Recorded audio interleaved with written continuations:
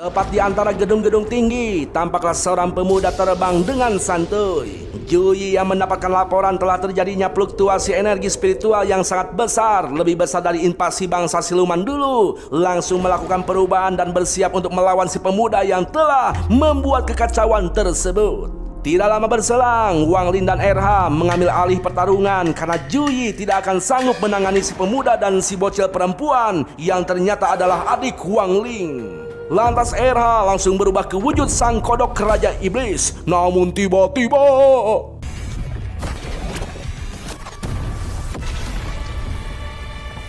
tampaklah sebuah lubang besar muncul di atas tanah, di mana lubang tersebut efek dari sebuah ledakan cahaya adu kekuatan yang sangat edan. Mereka berdua bertarung dengan sengit, mengeluarkan seluruh kemampuan mereka yang sangat dahsyat. Namun, Wang Ling hanya terus menghindari serangan-serangan si pemuda yang sangat edan itu. Pokoknya mah edan pisan, dan saking edannya, saya pun liur harus bilang apa. Sementara itu, ayah dan ibu Wang Ling meminta Wang Ling untuk mengalah dalam pertarungan tersebut.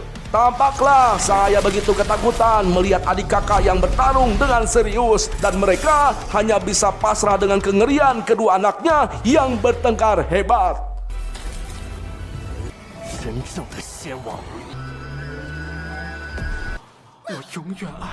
Ya, ternyata semua itu hanyalah mimpi dari si ibu Wang Ling yang lagi hamil 9 bulan. Waduh, baru juga mimpi saja ya udah mengerikan, apalagi kalau udah lahir, bro. Bahkan sang ibu pun nampak was-was membayangkan adik Wang Ling akan sekuat apa.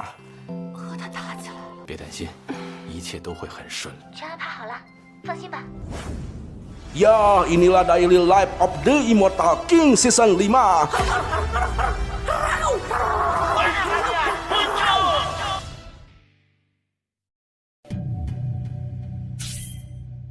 Saat ini keluarga Wang Ling sudah berada di sanatorium milik keluarga Surong untuk pemeriksaan kehamilan ibunya. Tampaklah makanan-makanan bergizi ibu hamil tertata rapi untuk dinikmati oleh ibu Wang Ling. Di sana Dr. Kong nampak heran melihat keadaan ibu Wang yang resah memikirkan kehamilannya. Padahal saat ini bukanlah hamil pertama ibu Wang. Jelas saja hal tersebut membuat RH sensi karena manusia biasa tidak tahu apa-apa soal kekuatan. Namun RH nampak heran ketika Wang Ling begitu serius menyerap isi materi semua buku tentang anak-anak. Wang Ling menjelaskan bahwa dia itu hanya ingin menjadi kakak yang baik. Waduh, pertanda buruk ini, bro. Tidak lama berselang, Wang Ling mendapatkan pemberitahuan perihal temannya yang berkunjung menemuinya.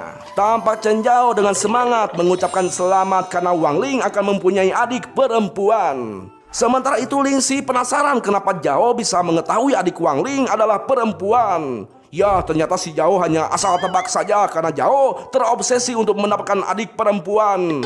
Lantas Surong mengingatkan Zhao perihal tugas sukarelawan mereka di rumah sakit tersebut. Ya, tampaklah RH heran dengan banyaknya anak kecil di ruang tes kesehatan yang akan menjadi acuan untuk masuk sekolah.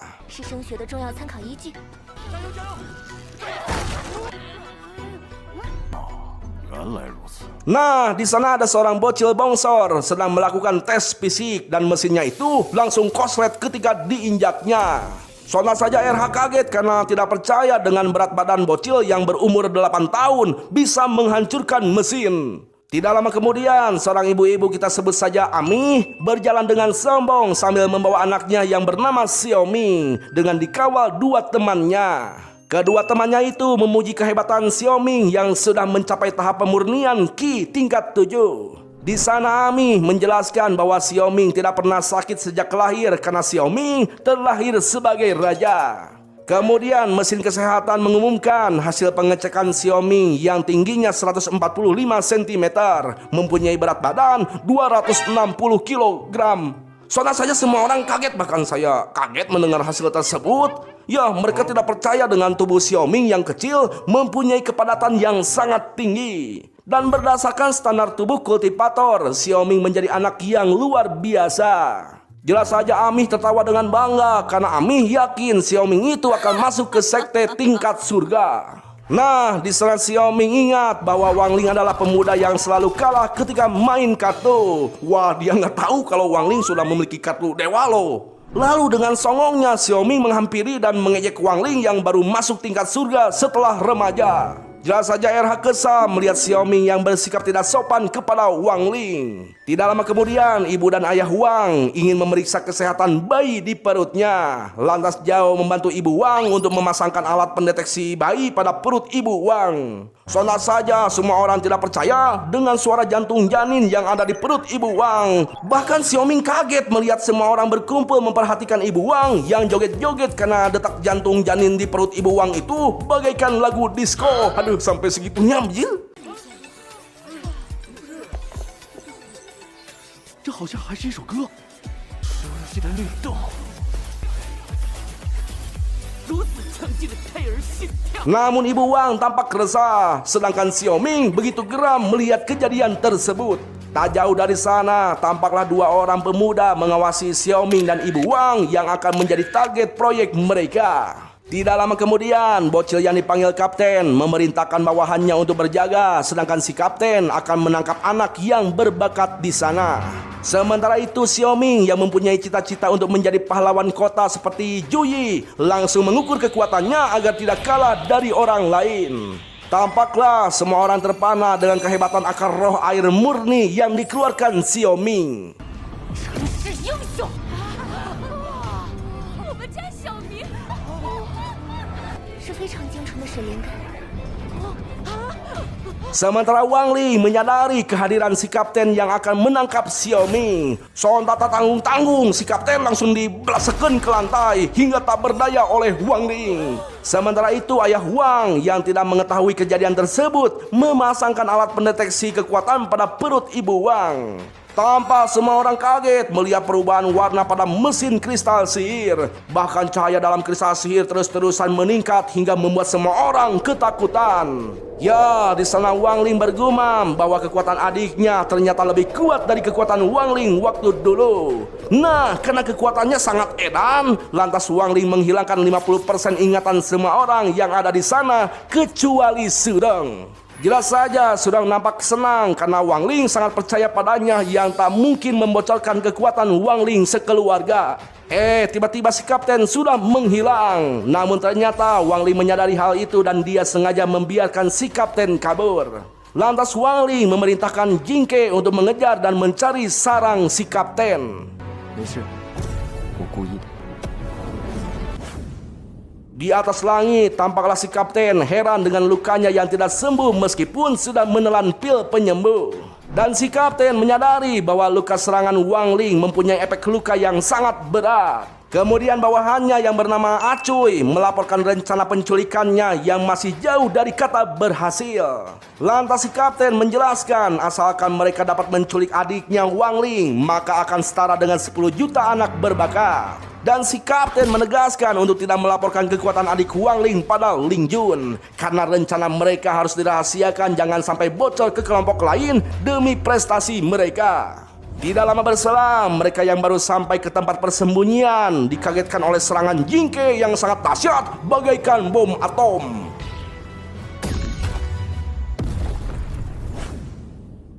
Sementara itu, tampaklah Ami mengelus-ngelus Xiaoming yang sedih. Ternyata Xiaoming sedih karena kecewa tidak bisa melihat hasil tesnya karena mesinnya sudah rusak. Dan seperti biasa, RH dengan gercep membetulkan mesin kristal sihir demi mendapatkan pil penambah roh kelas atas dari Wang Ling sebagai hadiah. Sementara itu, Surong memberikan hadiah boneka pahlawan Juyi pada Xiaoming dan memintanya untuk menjadi orang yang diinginkannya. Xiaoming yang terharu langsung membawa lari boneka Juyi dan berjanji akan terus berusaha. Nah, di sisi lain tampaklah sosok iblis melaporkan rencananya yang berjalan sesuai dengan jadwal.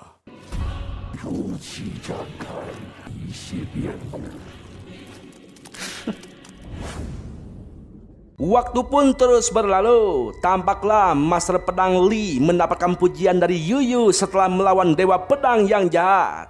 Namun Master Li berusaha merenam meskipun Yuyu meremehkannya. Lalu tiba-tiba, ya, dengan gercep robot penjaga menghalau si botak napi yang akan menyerang Master Li hingga menjadi mumi.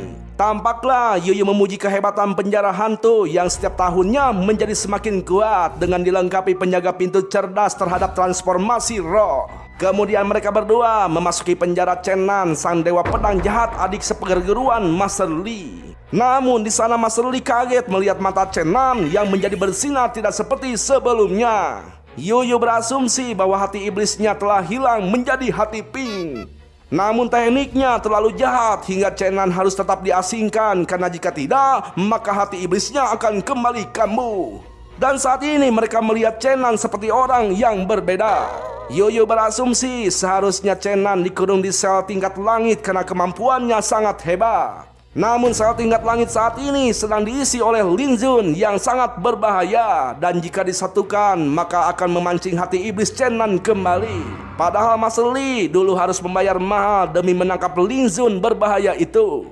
Di sisi lain, tampaklah kepala yayasan memberikan tugas tahunan di luar sekolah, dan tugas yang diberikan tahun ini adalah melarikan diri dari ruang rahasia. Sontak saja mereka semua kaget, sementara Wang Ling hanya santuy-santuy saja. Kemudian kepala yayasan memberitahukan bahwa lokasi tes ada di penjara hantu Songhai dengan tujuan untuk menguji ketahanan sel baru. Dan mereka diperbolehkan memakai cara apapun untuk kabur dari penjara hantu. Bahkan mereka diperbolehkan memakai kekerasan. Sontak saja Surong, Linsi, dan RH jadi kaget karena mereka tahu jika Wang Ling bergerak maka seluruh penjara harus dibangun ulang. Akan tetapi mereka tidak tahu apa yang sedang dipikirkan oleh Wang Ling, karena dari tadi si Wang Ling cuek-cuek saja seperti sedang memikirkan sesuatu yang lebih penting daripada tugas tes tersebut. Ternyata sebelumnya ibu dan ayah Wang Ling memberikan tugas penting sebagai keluarga Wang yang entah apa itu. Waktu pun terus berputar. Tampaklah Chen Zhao dan Gu Hao sudah dikirim ke dalam penjara hantu dengan memakai penutup mata. Namun Chen Zhao malah ketakutan karena di sekelilingnya terlihat gelap. Sementara itu di sisi lain, pengawas penjara meminta izin untuk memulai tes setelah membagi Wang Ling CS menjadi 3 kelompok. Tampaklah Yuyu heran dengan Master Li yang ingin menguji penjara hantu dengan orang yang masih bertahap pondasi. Master Li menegaskan jika tahap pondasi bisa menemukan celah penjara, maka kepala penjaga akan dalam masalah besar. Yuyu menegaskan kembali bahwa penjara hantu sudah diperkuat selama ratusan tahun, maka tidak mungkin ada sebuah celah. Apalagi saat ini mereka memakai teknologi kultivasi terbaru. Bahkan sel yang dijadikan tes dilengkapi dengan algoritma cerdas baru. Yuyu bertaruh jika salah satu dari mereka bisa kabur, maka dirinya akan mundur dari jabatan kepala penjara. In YouTube Cortez, Women Chow Simi died. Color drum ground away. Sementara itu, tampaklah Surong sangat senang bisa satu kelompok bersama Wang Ling, dan Surong tidak ingin mengecewakan Wang Ling. Tidak lama kemudian, sebuah kamera terbang yang disebut WOS memberitahukan mereka untuk membuka penutup mata mereka. Namun setelah itu, WOS akan berusaha untuk mencegah mereka berdua dalam aksi kabur. Tampaklah Surong heran melihat Wang Ling yang terus melamun sejak tadi pagi. Surong berasumsi bahwa segel Wang Ling telah longgar kembali. Tiba-tiba muncul mie kremes tepat di hadapan Wang Ling. Jelas saja Wang Ling langsung mengambil mie kremes tersebut, padahal Surong memperingatkan Wang Ling bahwa itu adalah jebakan dan... 王林师兄别去，这绝对是陷阱。 Ya, akhirnya Wang Ling terkurung dalam sangkar kayak burung. Namun Wang Ling tetap santuy makan mie kremes favoritnya. Sementara Surong berusaha mengeluarkan kekuatannya untuk mengeluarkan Wang Ling. Namun kekuatan Surong tidak bisa keluar. Ternyata sistem di sana telah melemahkan kultivasi para peserta. Lantas Wang Ling memberikan sepotong mie kremes pada Surong. Surong berasumsi bahwa Wang Ling sedang memikirkan cara terbaik untuk kabur agar tidak merusak penjara tersebut. Namun Surong begitu senang ketika menyadari bahwa sepotong mie kremes tersebut adalah bekas gigitan Wang Ling. Itu artinya apa bang? Nggak jadi.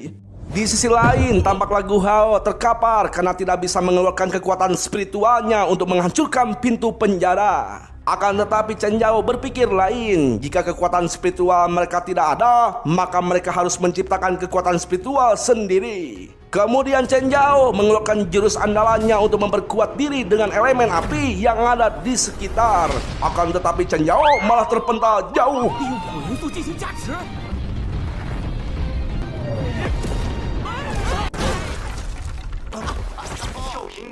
Lantas Gu Hao meminta Woz memberikan kesempatan cara untuk membuka pintu sel. Namun kepala Gu Hao malah langsung ngebul. Itu karena dikasih soal matematika yang harus dijawab. Minta dikasih cara malah dikasih soal matematika. Nah, sementara itu Lindsay menggunakan RH sebagai senjata Dered untuk menghancurkan pintu sel. Namun pintu tersebut dibuat dari bahan yang bisa beregenerasi hingga bekas tembakan RH normal kembali. RH tahu bahwa Lindsay mempunyai keunikan yang sama dengan keunikannya alias sesama siluman. Akan tetapi untuk menggabungkan kekuatan mereka berdua masih terlalu lemah untuk menghancurkan pintu penjara. Kemudian RH memberitahukan selain mode Dered dia juga bisa melakukan mode meriam. Lantas RH menaiki kepala Lindsay untuk melakukan tembakan mode meriam. Namun si Lindsay yang merasa geli membantingkan RH dengan keras karena Lindsay berpikiran aneh-aneh perihal RH.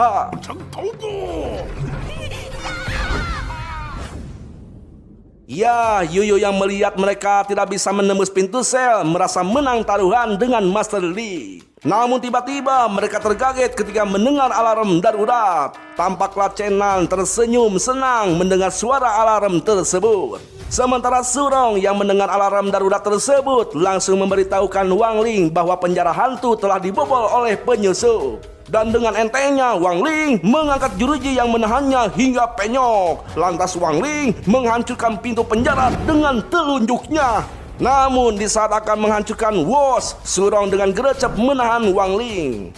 Kemudian Surong membujuk Woz agar pura-pura tidak melihat kekuatan Wang Ling hingga Woz memformat ulang memori file pengawasan karena saking takutnya sama si aura si Wang Ling. Tidak lama kemudian muncul robot penjaga pintu mendeteksi Wang Ling. Dan apa yang terjadi?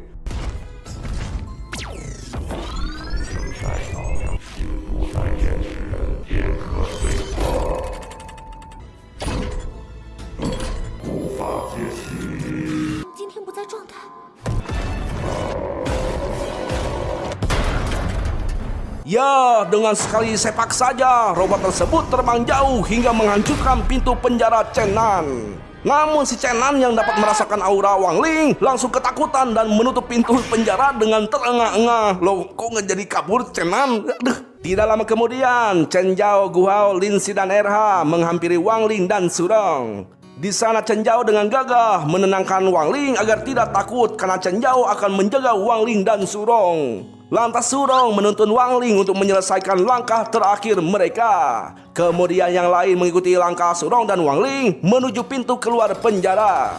Ya, tampaklah Wang Ling begitu senang merasakan hangatnya mentari. Dan akhirnya Wang Ling menemukan nama yang cocok untuk adik perempuannya, yaitu Nuan yang memiliki arti hangat. Ternyata misi yang dibisikkan oleh sang ibu sebelumnya, sebagai kakak yang baik, Wang Ling harus mencarikan nama yang cocok untuk adik perempuannya. Makanya Wang Ling selalu melamun sejak pagi. Dan Surong akhirnya mengerti apa yang dipikirkan oleh Wang Ling setelah diberitahu nama adiknya Wang Ling yaitu Nuan. 我终于想到了，暖。难怪你今天总是心不在焉的，原来如此。 Sementara itu di penjara langit, tampaklah Ling Jun heran dengan dewa pedang jahat Chenan yang tidak kabur meskipun ada kesempatan. Ling Jun sadar dan tidak menyangka bahwa dunia kultivasi memiliki ahli misterius yang membuat Chenan seketika jadi cupu. Lantas Ling Jun meminta iblis letak untuk melacak pemilik kekuatan tersebut dan menyampaikannya pada Ye Kui. 到这股气息的主人了，消息传给叶，竟还有这样的神秘高手。 合作愉快。 Waktu pun terus berlalu. Tampaklah Ling Jun kesal karena energi spiritual 5 elemen yang dikumpulkannya telah hancur dalam sekejap. Loh bang, kok namanya Ling Jun bang? Terus yang di penjara langit siapa bang? Oh iya, salah. Jadi yang namanya Ling Jun itu ini bro. Terus yang di sel langit siapa bang? Nah itu dia, belum dikasih tahu namanya. Jadi masih misterius. Oh gitu bang. Iya maaf ya, salah sebut ya. Nah, tidak lama kemudian anak buah Ling Jun bernama Buek memberitahukan bahwa hal tersebut berkaitan dengan hancurnya Gua Cabang Selatan. Sontak saja Ling Jun marah karena hal tersebut baru dilaporkan pada Ling Jun. Di sana Buek sangat ketakutan saat memberikan alasan laporannya yang telat. Dan hal tersebut berkaitan dengan aturan yang dibuat Ling Jun untuk menghemat biaya serta efisiensi kerja. Sontak Ling Jun yang kesal langsung mengutuk anak buahnya menjadi batu dan hancur. Tidak lama kemudian, Dodo datang menyerahkan informasi kiriman dari orang yang dipenjara di Songhai. 牢里的那位大人，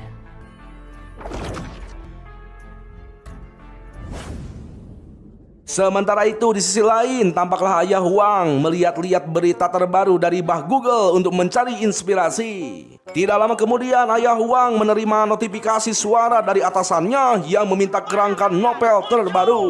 Bahkan pesan suara tersebut memanas-manasi Ayah Huang dengan karya tetangga yang terus-terusan menjadi juara. Sontak saja Ayah Huang menjadi stres dan lebih stres lagi saat mendengar tutorial cara mencari inspirasi yang bertele-tele. Saking stresnya, Ayah Huang tidak sadar membuka rambut palsunya untuk menggaruk kepala. Sontak saja Wang Ling dan RH tidak percaya dengan apa yang dilihatnya.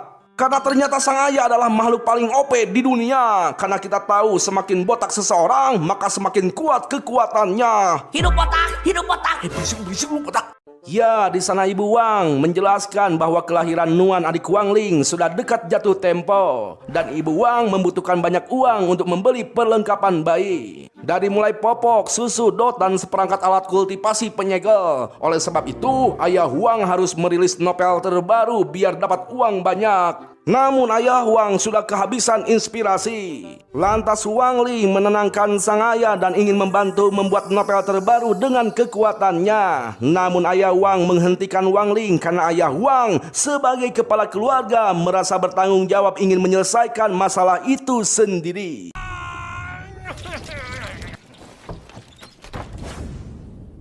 Hari pun terus berganti, dari Kamis ke Kamis lagi. Tampaklah Surong datang ke rumah Wang. Surong yang mengetahui masalah Ayah Huang dari Wang Ling ingin mengajak Ayah Huang jalan-jalan untuk mencari inspirasi. Dan Surong akan menjadi pemandu wisata perjalanan Ayah Huang. Namun Ayah Huang sontak kaget ketika melihat kendaraan yang akan membawanya jalan-jalan. Gimana nggak kaget atuh bro? Si RH malah jadi tayo. Nah, ketika akan naik, Wang Ling menyadari kehadiran aura yang sedang mengawasi mereka dari balik awan. Benar saja, tampaklah Dodo anak buah Ling Jun sedang mengawasi target yang katanya sangat overpower. Namun Dodo bingung karena mereka itu tidak mengeluarkan aura yang kuat. Dan Dodo mengira bahwa targetnya itu adalah Ayah Huang yang sedang menyembunyikan aura kekuatannya. Tapi Dodo heran dengan kendaraan mereka yang bisa terbang. Bahkan Dodo langsung ditubruk hingga ke langit ketujuh. Jelas saja Ayah Huang merasa seperti sedang menubruk seseorang. Mungkin itu polisi tidur. Di langit nggak ada polisi tidur, Bang. Iya gitu wela, pokoknya mah yang nggak ada apa-apa kata si Wang Ling. Halo? Jir, suaranya blar-blar, keren juga sih Era. Ya, ternyata Surong membawa mereka ke gunung kediaman keluarga Chen Jiao. Tampaklah Ayah Chen yang berkumis tebal menyambut kedatangan Ayah Huang dengan terbuka. Ayah Chen yang berjuluk si kumis sakti sudah mengetahui permasalahan Ayah Huang yang ingin menunjukkan jurus pedang keluarga Chen agar Ayah Huang mendapatkan inspirasi.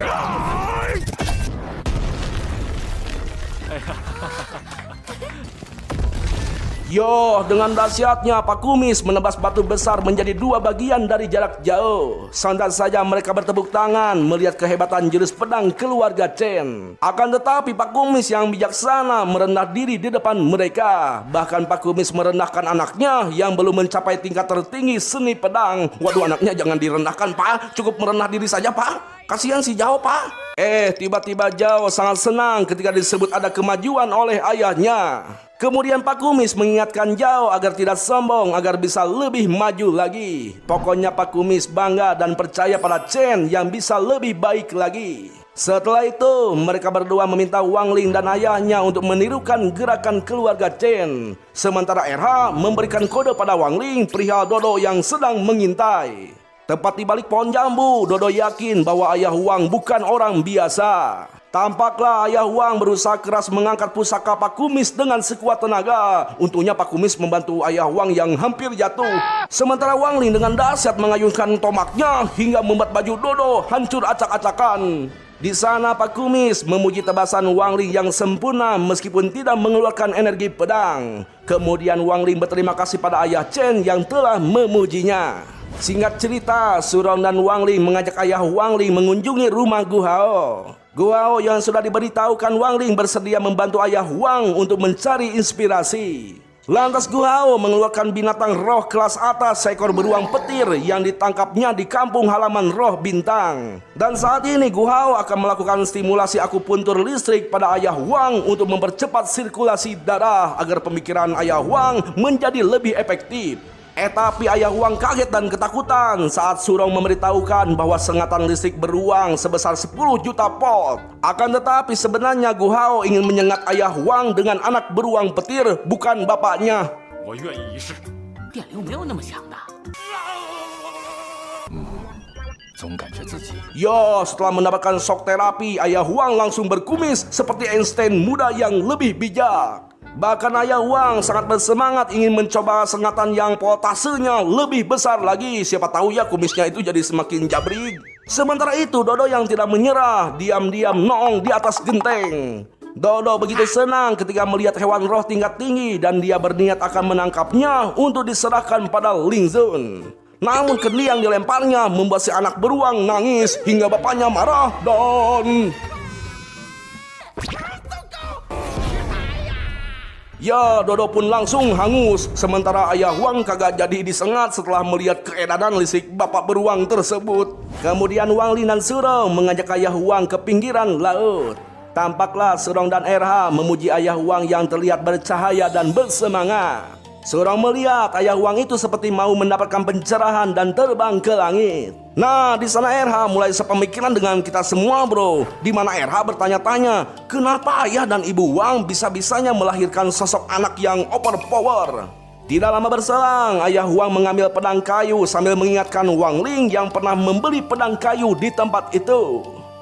Tiba-tiba Jingke kaget melihat penjual pedang kayu yang seperti dia kenal. Lalu tiba-tiba...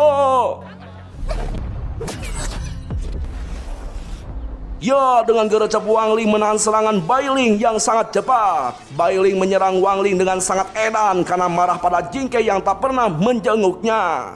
Sehingga membuat semua orang yang berada di tempat itu berhamburan menjauhi tempat pertempuran. Nah, karena situasinya mengancam warga sipil, terpaksa Wang Ling menghabaknya hingga terbang jauh.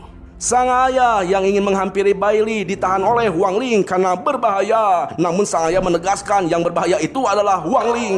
Lantas Ayah Huang menenangkan Bai Ling yang masih marah. Ayah Huang mengerti dengan perasaan Bai Ling yang telah berpisah dengan Jingke.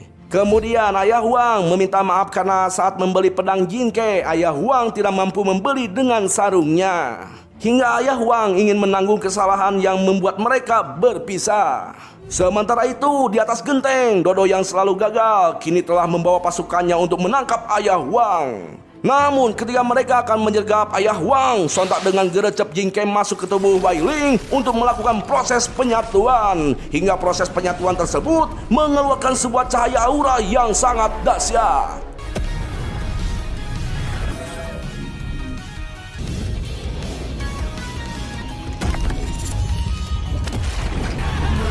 Ya, tampaklah Jingke sudah bersatu dengan Bai Ling menjadi sosok yang lebih kuat, di mana Jingke ditambah Bai Li sama dengan Jing Bai. Kemudian dengan santuy Wang Li meminta Jing Bai untuk mengurus mereka dengan baik. Yang penting Jing Bai harus menyisakan napas mereka. Ya, hadirnya Bai Li yang rindu pada kakaknya alias Jingke membuat Ayah Huang tersenyum seperti mendapatkan inspirasi bahwa sesama keluarga harus hidup rukun. Waktu pun terus berlalu, tampaklah Wang Ling dan ibunya sangat lega melihat sang ayah yang tenang dan damai ketika menulis cerita. Ternyata Ayah Huang terinspirasi dengan apa yang disebut keluarga, di mana keluarga harus saling melindungi meskipun selalu bertengkar. Karena keluarga selamanya adalah sandaran yang paling kokoh dan pelabuhan yang paling hangat. 互相保护的是家人，彼此帮助的是家人和最温暖的港湾。 Waktu pun terus berlalu, tampaklah sebuah acara televisi memberitakan kehebatan karya novel Wang Situ alias Ayah Huang Ling yang mencetak rekor baru tiket bulanan. Di mana pemimpin redaksinya yakin bahwa karya Wang Situ akan kembali ke puncak. Di sisi lain Ayah Huang mengetik dengan penuh semangat. Tidak lama kemudian Ibu Wang mengingatkan Ayah Huang untuk istirahat. Namun Ayah Huang tidak ingin istirahat selama inspirasinya terus mengalir demi bayi kecil tercintanya. Tampaklah Ibu Wang mengoreksi jurus-jurus yang ditulis Wang agar jurus tersebut dapat dipraktekkan oleh semua orang. Kemudian Ibu Wang memberitahukan semua prinsip-prinsip jurus pada Wang, dan Wang menerima semua pendapat Ibu Wang. Sementara itu Wang Ling dan RH melihat kekompakan mereka yang tampak profesional, dan ternyata Ibu Wang adalah mantan seorang penulis novel profesional. Jelas saja RH kaget karena di keluarga Wang ada suhu yang tersembunyi. Di sekolah tampaklah guru Pangseng dan guru Gemoy membaca buku karya Wang Situ yang sangat populer. Mereka mengagumi isi cerita novel yang sangat seru, bahkan guru Gemoy merasa familiar dengan gaya tulisannya. Apalagi jurus yang ditulis di novel sangat mirip sekali dengan jurus gurunya, yaitu kultivator legendaris berjuluk Bunda Roh Gaipu. Apa jangan-jangan Ibu Wang Ling itu adalah... Siapa bang sebenarnya Ibu Wang Ling bang? Nggak tahu, belum dikasih tahu sama filmnya. Nah, guru Gemoy bercerita bahwa dulu guru Gemoy berlatih dengan asal-asalan jurus Dewa Gaipu yang langsung tembus ke tahap abadi semu dalam waktu singkat. Pada waktu itu guru Gemoy memungut jurus tersebut di pinggir jalan. Namun di situ tertulis jika berhasil menguasainya maka secara otomatis dianggap sebagai muridnya.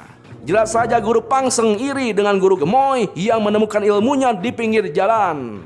Dan hal tersebut adalah sebuah keberuntungan bagi seorang kultivator seperti guru Gemoy. Bahkan guru Pangseng pernah mendengar bahwa Bunda Gaipu mampu menciptakan jurus tingkat super. Tampaklah guru Gemoy menahan rasa penasarannya yang ingin bertemu dan bersujud langsung di depan gurunya yang sudah menghilang sangat lama. Di sisi lain, tampaklah Ling Jun menilai novel Wang Situ yang sangat bagus. Ling Jun penasaran dengan tulisan jurusnya yang mirip dengan jurus Bunda Roh Gaipu. Tidak lama berselang, iblis letak membawa Dudun ke hadapan Ling Jun. Namun Ling Jun malah membicarakan rasa penasarannya dengan novel yang dibacanya berhubungan dengan kultivator legendaris Bunda Roh Gaipu. Nah, demi membuka harta karun kultivator kuno, Ye Kui telah menyusun rencana hingga 100 tahun dengan mengumpulkan anak-anak akar roh murni dan memasukkannya pada telur raksasa. Dan konon di dalam harta karun tersebut ada jurus tingkat super yang tidak terhitung jumlahnya. Namun rencana mengumpulkan 5 energi elemen harus ditunda sementara karena saat ini Ling Jun menemukan cara lain, yaitu mereka harus menemukan Bunda Roh Gaipu dan bayi perempuan yang energi spiritualnya sangatlah besar. Kemudian iblis letak memberitahukan Ling Jun bahwa bayi perempuan, Bunda Gaipu dan kultivator Wang Situ berada di satu tempat. Ya, di sana Ling Jun memuji kehebatan iblis letak yang pandai mencari informasi. Dan saat ini Ling Jun menginginkan informasi perihal Paksi 60 agar Ling Jun dapat mengalihkan perhatian dan menyerangnya dari arah lain. Sementara itu di sisi lain, tampaklah guru Gemoy yang sedang mengajar akan memperkenalkan jurus kultivator legendaris yaitu Bunda Roh Gaipu. Namun para murid tidak mengetahui siapa Bunda Roh Gaipu. Lantas guru Gemoy menjelaskan bahwa guru Gaipu adalah seorang kultivator pencipta jurus Dewa Gaipu atau disebut Gui. Jurus tersebut berfokus pada teknik aneh dan mistis. Guru Gemoy menegaskan bahwa para siswa di sana sangat beruntung dapat belajar jurus Dewa Gaipu karena guru Gemoy adalah satu-satunya pewaris jurus tersebut.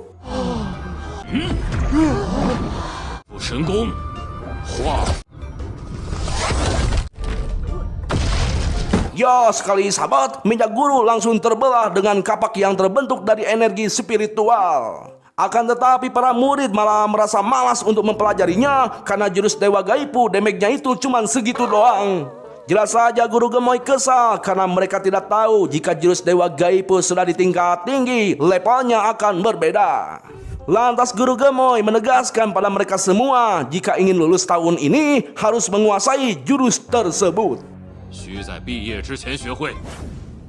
Waktu pun terus berlalu. Tampaklah Surong berpikir bahwa jurus Dewa Gaipu tidak terlalu sulit dipelajari. Sementara itu, Gu Hao dan Chen Zhao berjalan sempoyongan seperti kehabisan energi setelah belajar jurus Dewa Gaipu yang bikin ngeheng. Namun tiba-tiba...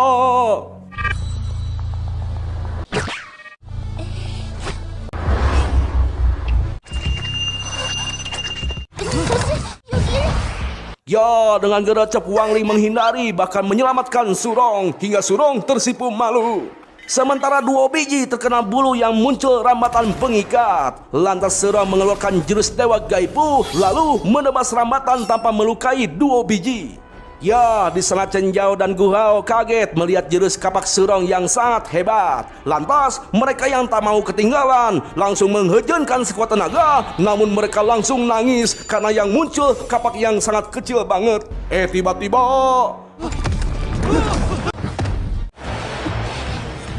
ya, dengan gercep Wang Ling menangkis semua serangan bulu terbang. Bahkan Wang Ling menangkap dan berhasil membalikan bulu terbang tersebut pada si bandit hingga terkapar. 算不用鬼斧神工这种功法，照样能打他们。 Di sisi lain, tampaklah Guru Gemoy menghajar para bandit dengan jurus Dewa Gaipu yang sedang mereka incar. Guru Gemoy heran dengan para bandit yang menyerang saat ketua sekte sedang bertapa. Bahkan mereka paham dengan situasi Paksi 60. Guru Gemoy yakin ada seseorang yang membocorkan informasi keadaan sekolah Praksi 60. Tak jauh dari sana, tampaklah para murid jomblo bertarung di halaman sekolah dengan para bandit. Mereka sudah terkepung oleh para bandit yang jumlahnya sangat banyak. Di sana, salah satu bandit mengancam murid agar mereka itu menuruti keinginannya. Tiba-tiba Cuy dengan gagahnya mengeluarkan energi yang sangat menakutkan. Bahkan meminta temannya untuk membuka resleting yang membalut kekuatannya. Jelas saja temannya itu heran, masa sleting sampai ke kepala? Lalu ketika dibuka, muncullah Samson yang perkasa. Dikira bakalan OP gimana gitu ya, malah langsung tumbang sama bulu. Sat. Nah, di saat mereka tidak tahu harus bagaimana gitu ya, Pak Gemoy muncul dengan gagah menyelamatkan mereka semua dengan jurus Dewa Gaipu. Lantas Guru Gemoy memberikan semangat pada semua murid untuk melawan mereka dengan jurus Dewa Gaipu yang baru mereka pelajari. Serang barudak! Nah, tak jauh dari sana alias di gerbang sekolah, Wang Ling menginterogasi bandit yang sudah tertangkap. Namun bandit tersebut tidak ingin membuka mulut untuk memberitahukan tujuan mereka. Lantas Wang Ling menggunakan jurus kejujuran agar bandit tersebut berbicara jujur pada Wang Ling. Dan ternyata mereka ingin menangkap ibu Wang Ling yang sedang berada di rumahnya. Dengan kata lain, mereka menyerang Paksi 60 hanya untuk mengalihkan perhatian saja. Sontak Wang Ling meminta Serong untuk menjaga tubuhnya, sedangkan Wang Ling terbang ke rumahnya dengan menggunakan ajian Raga Sukma. Sementara itu, tampaklah Ibu Wang sedang mengelus perutnya setelah memperhatikan baju yang akan diberikan pada Nuan. Lalu tak lama kemudian, para bandit muncul akan menyergap Ibu Wang untuk menculiknya. Namun tiba-tiba, ya, sebuah cahaya hebat keluar dari perut Ibu Wang hingga membuat para bandit ketakutan. Dan yang lebih kaget lagi, Wang Ling telah datang. Wang Ling menegaskan barang siapa yang menyenggol keluarganya harus dibinasakan. Lantas Wang Ling mengeluarkan jurus Dewa Gaipu level 10 dan 动我母亲和妹妹，化天。这就是鬼斧神工。 Kemudian Wang Ling melihat Ibu Wang yang berterima kasih pada Nuan yang telah menolong dengan kekuatannya. Namun Wang Ling heran melihat sebuah gulungan rahasia tergeletak di lantai. Tepat di malam Jumat Kliwon, tampaklah Juyi dan anak buahnya yang bernama Iis Herang sedang berduaan di hutan yang sepi tetangga. Di sana mereka menemukan sebuah peti mati yang sangat misterius. Tiba-tiba penghuni peti muncul bagaikan jurik jarian. Dengan gercep, Juyi dan Iis menghindari serangan si pampir Tristan. Namun kehebatan Tristan mampu menangkap dan mematahkan serangan Juyi dengan mudah. Bahkan Tristan mampu menghajar Juyi dan Iis hingga berubah menjadi panci butut yang merupakan jurus pergantian tubuh. Ya, tampaklah Tristan melihat target berikutnya yaitu rumah Wang Ling. Esok hari pagi pun tiba, tampaklah Juyi menemui menteri melaporkan penyerangan para bandit kemarin malam. Juyi memperlihatkan foto Tristan, sang pampir wakil ketua Yekui, sebagai dalang di balik penyerangan tersebut. Di mana Tristan terkait dengan penyerangan penjara hantu dan Paksi 60, termasuk dengan hilangnya anak-anak beberapa tahun belakangan. Dan kesaktian Tristan berada di tahap abadi semu tingkat 9 hingga Yui tidak dapat merasakan aura Tristan.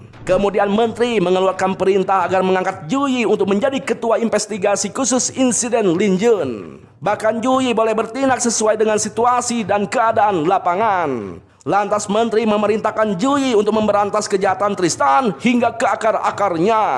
Namun di sana Yui heran melihat buku novel karangan Wang Situ berada di atas meja menteri.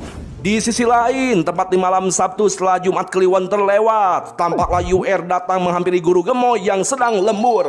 Dengan aura dan damage penggoda tingkat dewa, UR menemani guru gemoy yang fokus melihat surat permohonan cuti Wang Ling karena ketakutan setelah insiden penyerangan para bandit.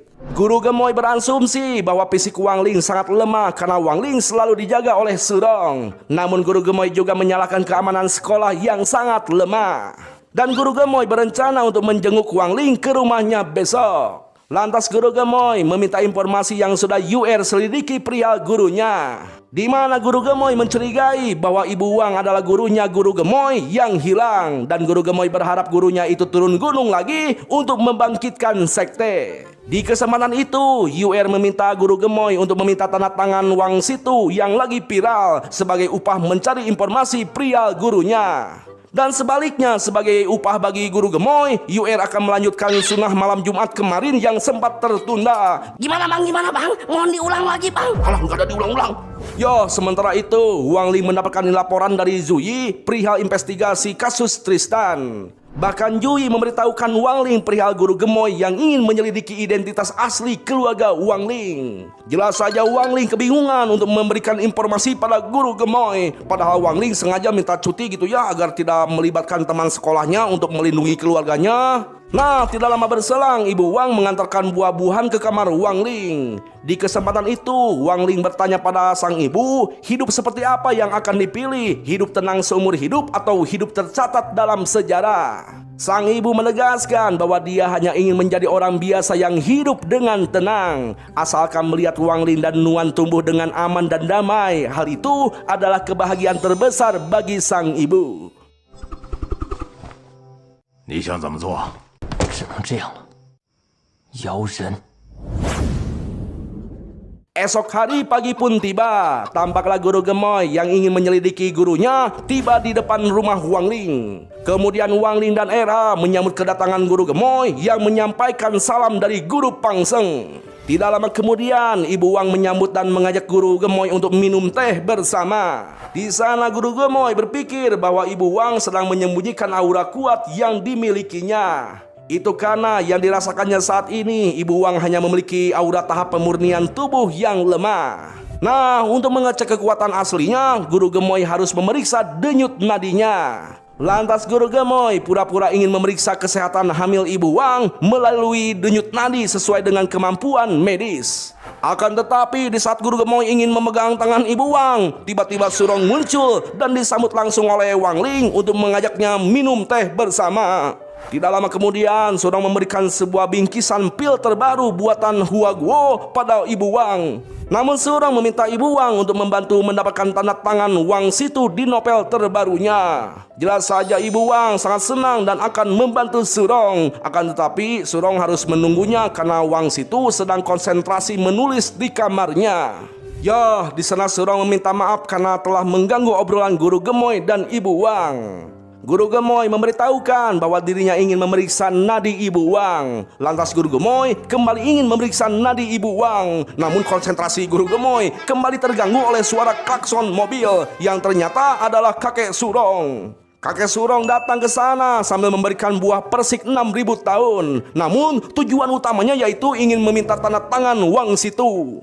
Dengan gercep, Surong langsung memberitahukan kakek Sun bahwa mereka itu harus menunggu karena Wang Situ lagi nyepi di kamarnya. Akhirnya mereka menunggu bersama sambil minum teh. Setelah itu guru gemoy meminta Ibu Wang untuk meneruskan pemeriksaannya. Tapi lagi-lagi konsentrasinya itu terganggu karena ada tamu lagi yang datang. Namun ketika diperiksa, yang datang adalah ketua sekte Yuyu dan Master Lee. Jelas saja kedatangan mereka itu membuat guru gemoy panas tiris.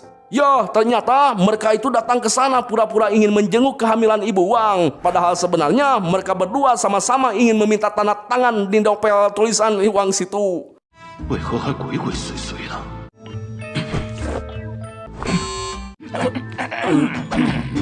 Kemudian Wang Ling memberitahukan mereka berdua bahwa ayahnya sedang menyepi sambil menulis. Tampaklah guru gemoy kebingungan karena mereka berdua akan menunggu Wang Situ meskipun harus 100 tahun lamanya karena mereka praktisi yang terlatih untuk bersabar. Nah lalu ketika guru gemoy ingin melanjutkan kembali cek nadi ibu Wang, sontak guru gemoy lagi-lagi dibuat sangat kesal gitu ya. Bahkan dibuat heran karena tamu yang datang kali ini adalah Jui dan ketua menteri pahlawan yang membawa hadiah. Tampaklah guru gemoy putus asa melihat ketua menteri yang ternyata sama-sama ingin meminta tanda tangan Wang Situ. Ketua menteri yang tahu Wang Situ sedang menyepi mengajak mereka semua untuk meditasi together sambil menunggu Wang Situ turun dari kamar. 大家打坐调息，等他如何？我也是来要签名的。是。 Waktu pun terus berlalu, jam dinding sudah menunjukkan pukul 11 malam. Aura meditasi mereka begitu terang hingga mengalahkan lampu yang ada di rumah Wang Ling. Sedangkan guru gemoy cemberut di sudut sambil kentut karena gabut. Sementara itu di luar rumah, tampaklah sebuah peti mati mengeluarkan asap merah hingga membuat gelapnya malam menjadi malam merah darah. Tidak lama kemudian muncul bayang-bayang sosok iblis yang keluar dari peti mati. Ya, tampaklah Tristan sudah sampai di rumah target, yaitu rumah Wang Ling. Tristan berniat akan membantai seisi rumah yang dianggapnya lemah. Namun ketika Tristan membuka pintu, sontak dia kaget melihat semua praktisi tinggi berkumpul di rumah tersebut. Langsung ditutup lagi lah itu pintu. Namun karena penasaran, Tristan kembali membuka pintu sehingga... 一定是我开门的方式不对。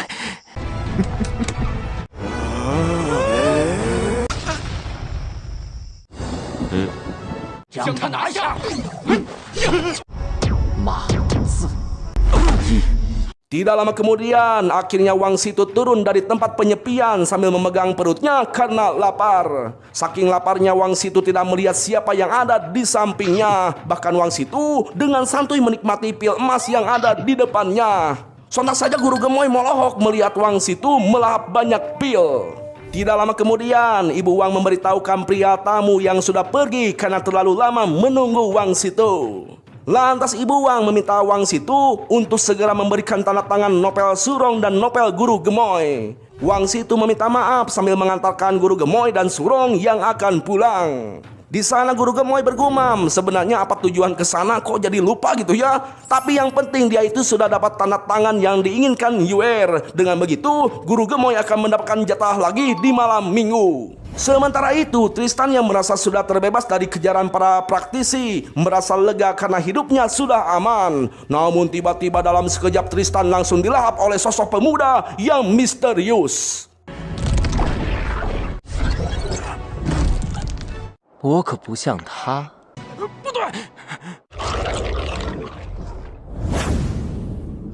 Di sisi lain, tampaklah Lin Jun heran melihat aura Tristan yang menghilang dari layar radar. Kemudian Bom Bom memberitahukan bahwa Tristan sedang ke rumah Wang Ling untuk merebut bayi Wang, namun dia tidak kunjung kembali. Padahal Tristan hampir mencapai tahap dewa sejati yang tidak mungkin tidak meninggalkan jejak sedikit pun. Tampaklah si Bom Bom ketakutan ketika Lin Jun memaksanya untuk melanjutkan misi Tristan.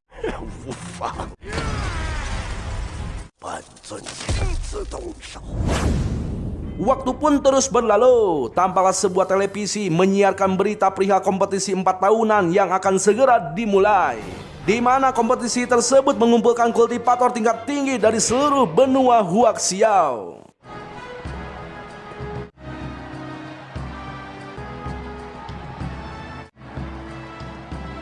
Si pembawa acara memperkenalkan seorang biksu bernama Jindeng. Beliau adalah bujang sejati sang juara bertahan yang berjalan paling depan. Dan aturan menyatakan jika juara bertahan dapat bertahan 2 kali berturut-turut, maka berhak menantang seorang kultivator nomor 1 di dunia yang belum pernah terkalahkan. Di rumah sakit, Chen Zhao tampak bersemangat melihat juara bertahan idolanya. Saking semangatnya, tubuh Chen Zhao mengeluarkan api yang membara. Guao berasumsi bahwa biksu Jinden merupakan kuda hitam di kompetisi sebelumnya, di mana sang biksu adalah seorang kultivator lepas yang dapat mengalahkan semua lawannya hanya dalam 1 jurus. Kemudian Surong memperingatkan mereka untuk tidak terlalu berisik karena mengganggu kenyamanan Ibu Wang. Namun Ibu Wang tidak mempermasalahkan hal tersebut karena acara tersebut harus ditonton dengan meriah. Bahkan Nuan yang masih di dalam perut sangat bersemangat ingin menonton acara 4 tahunan tersebut. Lantas Surong menenangkan Ibu Wang bahwa bayinya akan lahir dengan lancar karena rumah sakit miliknya adalah rumah sakit terbaik di Songhai. Di sana Chen Zhao dan Gu Hao berharap Nuan akan menjadi kultivator terhebat, tidak seperti Wang Ling kakaknya yang hanya mempunyai kekuatan level 5. Akan tetapi bagi Ibu Wang, asalkan mereka sehat dan bahagia itu sudah cukup. Waduh, mereka itu belum tahu se-OP apa itu si Wang Ling. Bener bang, dasar 2 biji bang. Nggak boleh gitu, nggak boleh gitu. Halah bang juga gitu tadi bang. Iya lanjut.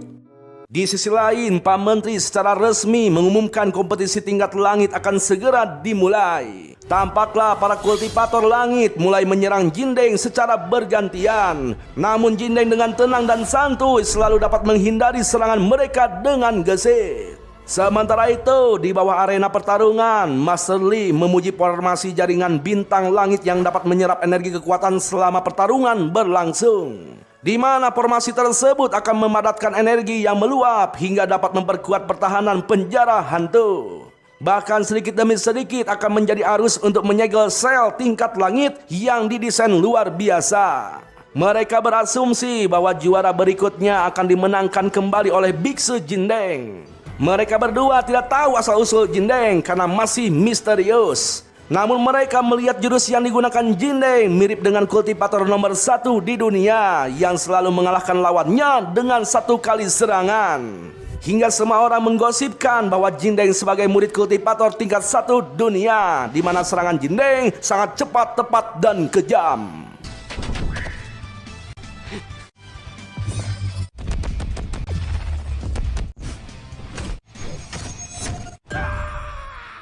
Ya, tampaklah Pak Menteri melihat kemiripan jurus Jindeng dengan jurus kultivator nomor 1. Namun Pak Menteri dapat merasakan bahwa batin Biksu Jindeng tidak tenang. Bukan karena bujang, melainkan seperti menyimpan amarah karena lawannya dari Pulau Matahari. Akan tetapi Juyi melihat Jindeng tidak ingin hidup dalam bayang-bayang orang lain.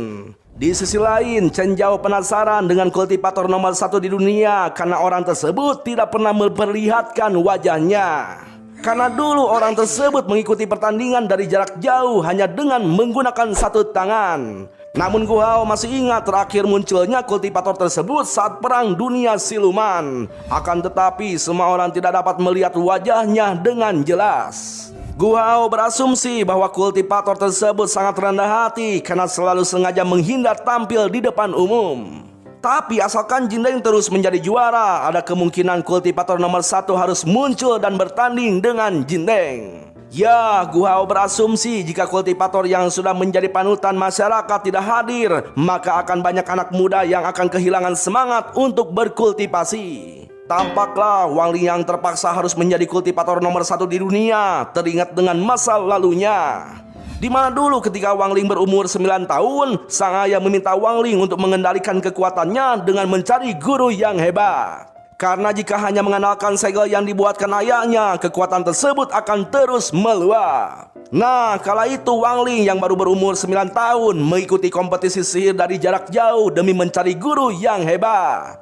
Akan tetapi hasilnya tidak sesuai harapan karena Wang Ling malah harus menjadi kultivator nomor 1 di dunia manusia. Dan Wang Ling mengalahkan semua kultivator dari jarak yang jauh. Kembali ke masa kini, di arena tampaklah Biksu Jindeng mengalahkan semua lawannya di babak penyisian. Bahkan Jindeng mengalahkan duel dengan lawannya secara berturut-turut dalam sekali serang. Kemudian Master Changlong, sang kultivator langit tingkat 6 muncul di arena pertarungan. Kelihatannya sih sangat gagah dan OP gitu ya. Namun hanya dengan 1 kali serangan dia langsung nyungsep. Nah, tidak lama kemudian ketua sekte alias Yuyu menantang Jindeng untuk bertarung agar Yuyu mengetahui keaslian jurus Jindeng yang katanya mempunyai jurus yang sama dengan kultivator nomor 1 di dunia. Namun Jindeng mengaku bahwa dirinya tidak ada hubungannya dengan kultivator tersebut karena selama ini Jindeng selalu berlatih naik turun gunung sambil membawa air. push up 1000 kali dan membelah kayu sawit ribuan kali. Dengan kata lain, Jindeng berlatih keras hanya demi hari ini untuk bertarung dengan kultivator nomor 1 di dunia. Sontak Yuyu langsung nyerenteng dan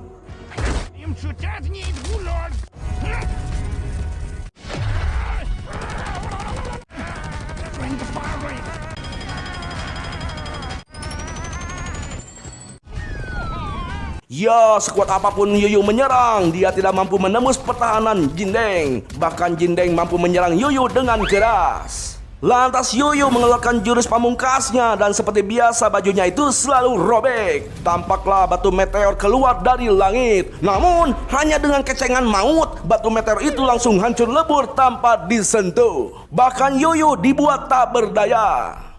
无趣。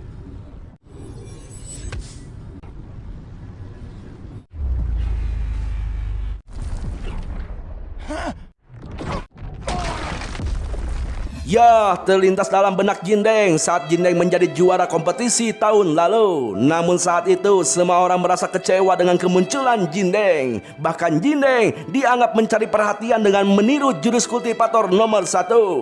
Hal itulah yang membuat Jindeng marah dan ingin mengalahkan kultivator nomor 1 di dunia. Karena Jindeng merasa hidupnya berada di balik bayang-bayang kultivator nomor 1. Tampaklah Chen Zhao dan Gu Hao ketakutan melihat kehebatan Jindeng yang mampu mengalahkan ketua sekte dengan mudah.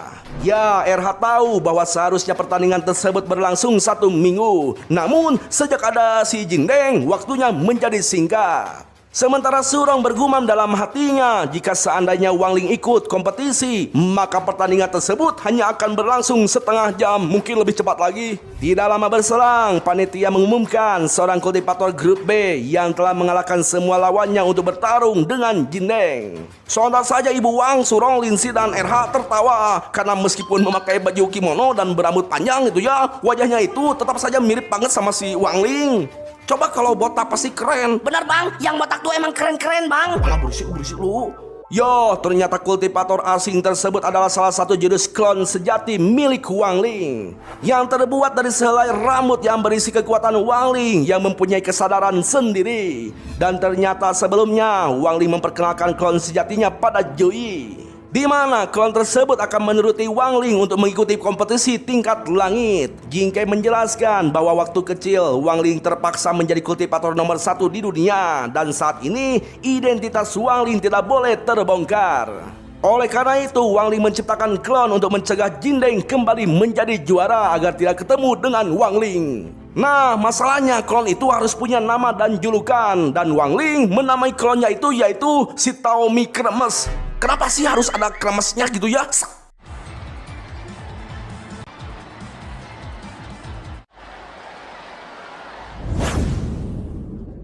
Di sisi lain, tampaklah Zuyi mendatangi penjara hantu dengan dalih perintah Bapak Menteri untuk sidak. Mereka melaporkan aliran energi yang terus masuk ke penjara hantu lewat formasi jaring bintang langit yang terus memperkuat pertahanan. Ya, meskipun Jui adalah ketua, pemeriksaan tetap dilaksanakan dengan ketat. Nah, ketika Jui masuk, anak buahnya merasa heran dengan tingkah Jui yang berbeda. Kemudian Jui mengeluarkan dan memasang laptopnya dengan dalih akan memperkuat pertahanan penjara. Padahal sebenarnya Jui adalah Ling Jun yang sedang menyamar, dan dia akan meretas keamanan dengan membalikan formasi penjara langit.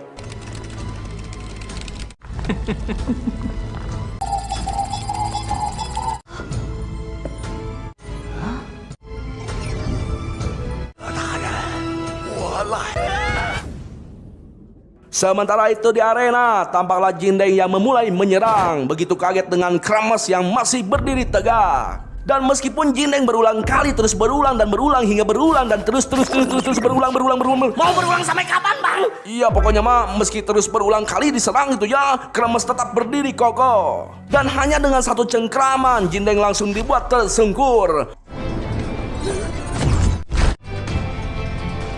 Lantas Jindeng kembali menyerang dengan jurus andalannya, akan tetapi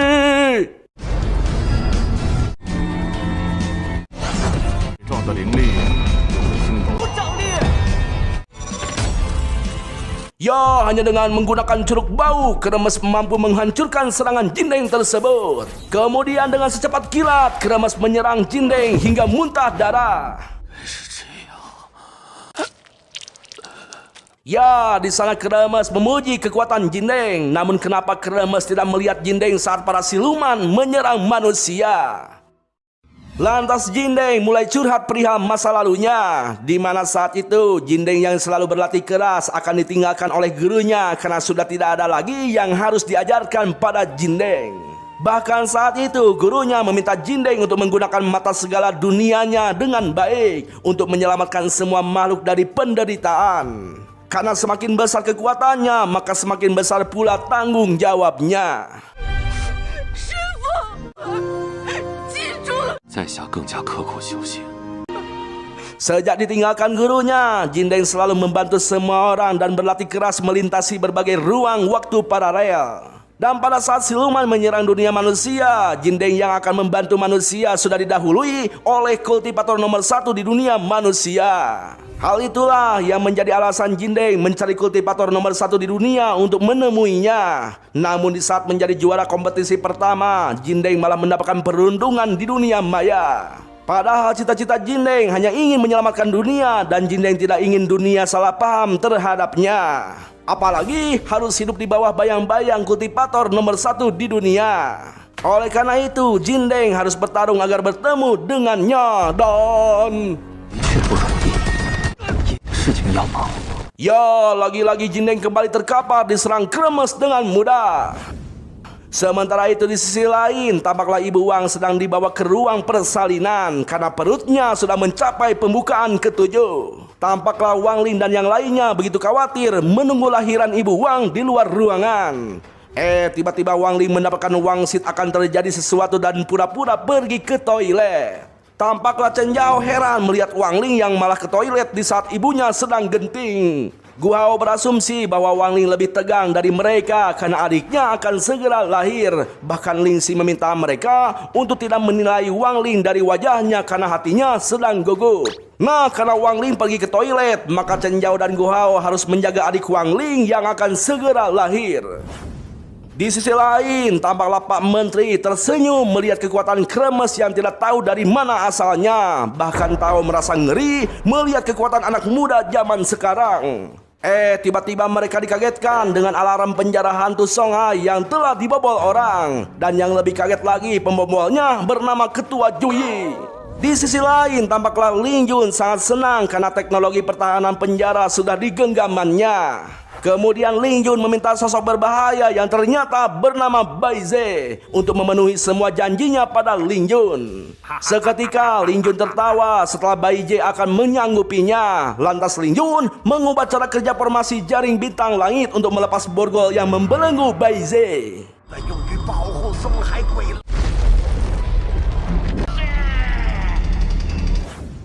Di sisi lain, tampaklah Serong dan yang lainnya begitu kaget dengan kehadiran aura portal yang terbuka. Tidak lama kemudian bom-bom keluar dari portal tersebut. Sontak saja, Gu Hao dan Chen Zhao bersiap untuk melawan bom-bom. Namun seketika, mereka semua tidak bisa bergerak akibat aura bom-bom yang sangat kuat. Tak lama dari itu, tangan-tangan setan muncul di ruangan bersalin hingga membuat para perawat pingsan. Namun tiba-tiba saja di bawah tubuh bom-bom keluar sebuah tentakel yang menyeretnya ke dalam lubang kematian hingga hanya menyisakan nemtek di lantai ruangan bersalin. Sedangkan di penjara hantu, Bai Ze yang baru lepas langsung kabur menembus arena dengan menggunakan seluruh kekuatannya.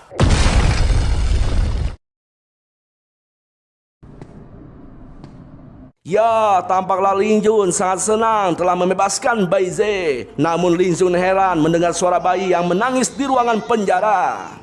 Tiba-tiba Wang Ling muncul di samping Ling Yun sambil memberitahukan bahwa yang menangis itu adalah adiknya yang baru lahir. Sontak saja Ling Yun ketakutan ketika Wang Ling mengetahui semua rencana penculikan adiknya. Namun karena Wang Ling hanyalah bocil yang belum lulus sekolah, sontak Ling Yun langsung nyerenteng. Namun dengan ringannya Wang Ling menghapak si Ling Yun hingga ke atas langit sana. Nah, di kesempatan itu Kremes ingin memberikan satu kesempatan pada Jindeng untuk memperbaiki citranya, di mana Jindeng harus mengalahkan Ling Yun yang jatuh dari langit dan 你的机缘来。你们所有人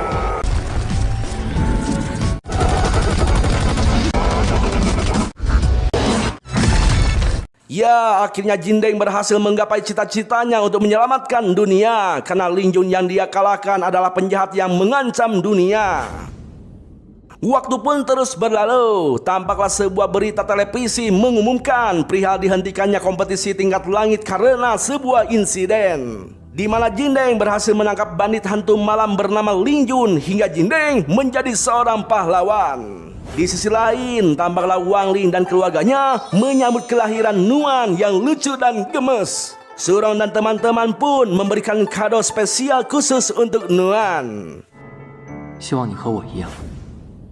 Waktu pun terus berlalu, tampaklah ayah Chen Zhao yang berjuluk Pak Kumis Jago Tutugan melaksanakan upacara ritual penyerahan pusaka keluarga yang akan diwariskan secara turun-temurun pada Chen Zhao. Jelas saja Chen Zhao sangat senang. Chen Zhao tidak percaya harta karun keluarga yang berharga akan diberikan kepadanya. Di mana harta karun tersebut sebuah pedang emas yang mengandung jiwa bela diri leluhur keluarga Chen.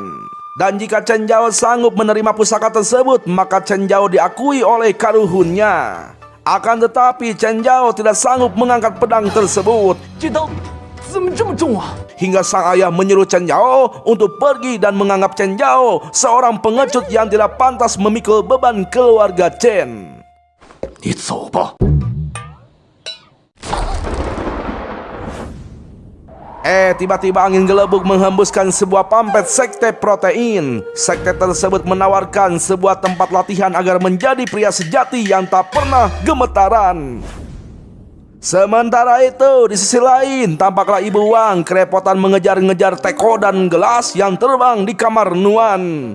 Bahkan kepala sang ayah diketok-ketok mainan yang ternyata dikendalikan oleh kekuatan Nuan yang lepas kendali. Dengan gercep, Wang Ling ngawawol kendot pada Nuan hingga situasi di sana jadi normal kembali. Ya, di sana sang ayah yang sudah kelelahan meminta Wang Ling untuk mengajari Nuan mengendalikan kekuatannya. Padahal Wang Ling sendiri belum bisa mengendalikan kekuatannya sepenuhnya. Tiba-tiba angin gelebuk menghembuskan pampet sekte protein, di mana sekte tersebut menawarkan pelatihan untuk mengendalikan kekuatan dengan fasilitas terbaik di seluruh Songhai. Singkat cerita, tampaklah Wang Ling membawa Nuan ke tempat sekte protein untuk mengendalikan kekuatan Nuan sejak dini. Tidak lama berselang, seorang ladyboy bernama Toti menghadang Wang Ling yang ingin mendaftar latihan. Namun Toti malah meminta Wang Ling untuk tidak membawa bayi berlatih karena dianggap berbahaya. Padahal yang ingin didaftarkan latihan itu adalah Nuan. Bang, liptinnya ungu bang. Iya tahu, cocoklah buat lu botak. Mana ada bang? Ya udah makanya diam, gak usah dibahas. Nah, untung saja Surong yang menjadi idola di tempat latihan menyapa Wang Ling dan Wang Nuan. 早上好，孙荣。王烈师兄早呀，孙小姐，小王暖，你也早上好呀。费携带不超过2名亲友入内。 Lantas Surong mengeluarkan kartu anggota emas hitam yang dapat membawa 2 teman secara gratis. Kemudian dengan sopan, Toti mempersilahkan Wang Ling untuk menikmati sarana latihan sekte protein. Lantas Surong memberitahukan bahwa fasilitas sekte otot adalah tempat latihan yang paling kuat di seluruh Songhai. Namun bagi Nuan, alat tersebut hanyalah alat biasa karena Surong mengetahui kekuatan Nuan. Tapi kalau hanya sekedar latihan, alat tersebut sudah cukup. Tidak lama berselang, Chen Zhao muncul memohon pada Master Chang Long agar menerimanya menjadi anggota sekte otot. Bahkan Chen Zhao tetap menjadikan Chang Long sebagai idolanya, meskipun Chen Zhao tahu bahwa Chang Long dikalahkan oleh Jingden hanya dengan 1 gebrakan. Jelas saja Chang Long agak bete karena serasa dipermalukan. Lantas Chang Long menanyakan kartu hitam emas. Dan jika tidak punya, Chen Zhao tidak boleh menerima pelatihan langsung dari Chang Long. Sontak saja Chen Zhao kaget ketika mendengar harga iuran yang sangat mahal di kartu hitam emas. Namun untung saja Surong yang kaya raya memberitahukan Chang Long bahwa Chen Zhao adalah teman Surong. Kemudian Surong memohon agar Chang Long menerima Chen Zhao masuk dalam bimbingannya langsung. Ya, Chang Long yang menghormati Surong memberikan kesempatan pada Chen Zhao asalkan Chen Zhao bisa lulus dari 3 ujian yang diberikan Chang Long. Jelas saja Chen Zhao sangat senang dan akan menerima ujian tersebut. Sementara Chang Long yang merasa dipermalukan di depan umum oleh Chen Zhao berniat untuk membalas perbuatan Chen Zhao dengan mempermalukannya kembali. Di ujian pertama, tampaklah Chang Long menghancurkan Samsak dengan sekali pukulan. Lantas Chang Long meminta Chen Zhao untuk memukul Samsak yang satunya lagi. Jika bisa menggerakkannya saja, Cao dianggap lurus. Namun di dalam hati Chang Long bergumam bahwa Samsak tersebut berisi pasir besi hitam 10.000 tahun yang tidak mungkin dapat digerakkan oleh kultivator tahap jiwa baru. Nah, Chen Zhao yang merasa percaya diri langsung memukul Samsak tersebut dengan keras dan...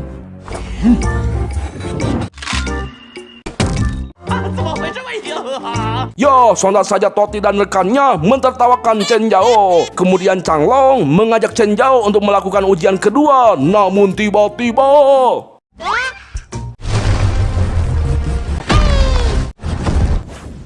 Ya, dengan entengnya Nuan memukul Samsak hingga melesat terbang menghancurkan tembok. Nah, karena tidak mau terjadi keributan, dalam sepersekian detik Wang Ling mengambil Samsak tersebut bahkan memperbaiki temboknya.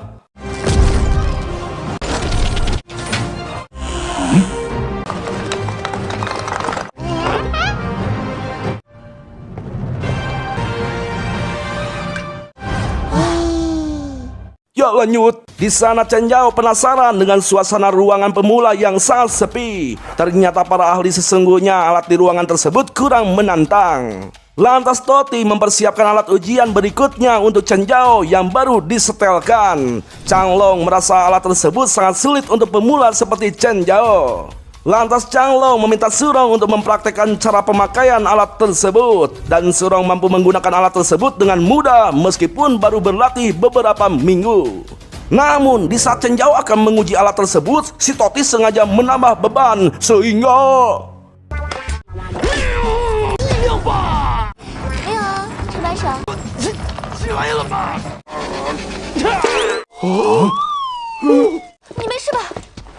Ya, Cao yang ngahejeun sekuat tenaga langsung mimisan dan pingsan. Dengan gercep, Toti menghampiri Chen Zhao karena khawatir takutnya Chen Zhao turun bero gitu ya. Sontaklah Toti langsung memberikan napas buatan hingga membuat Chen Zhao gegerebegan.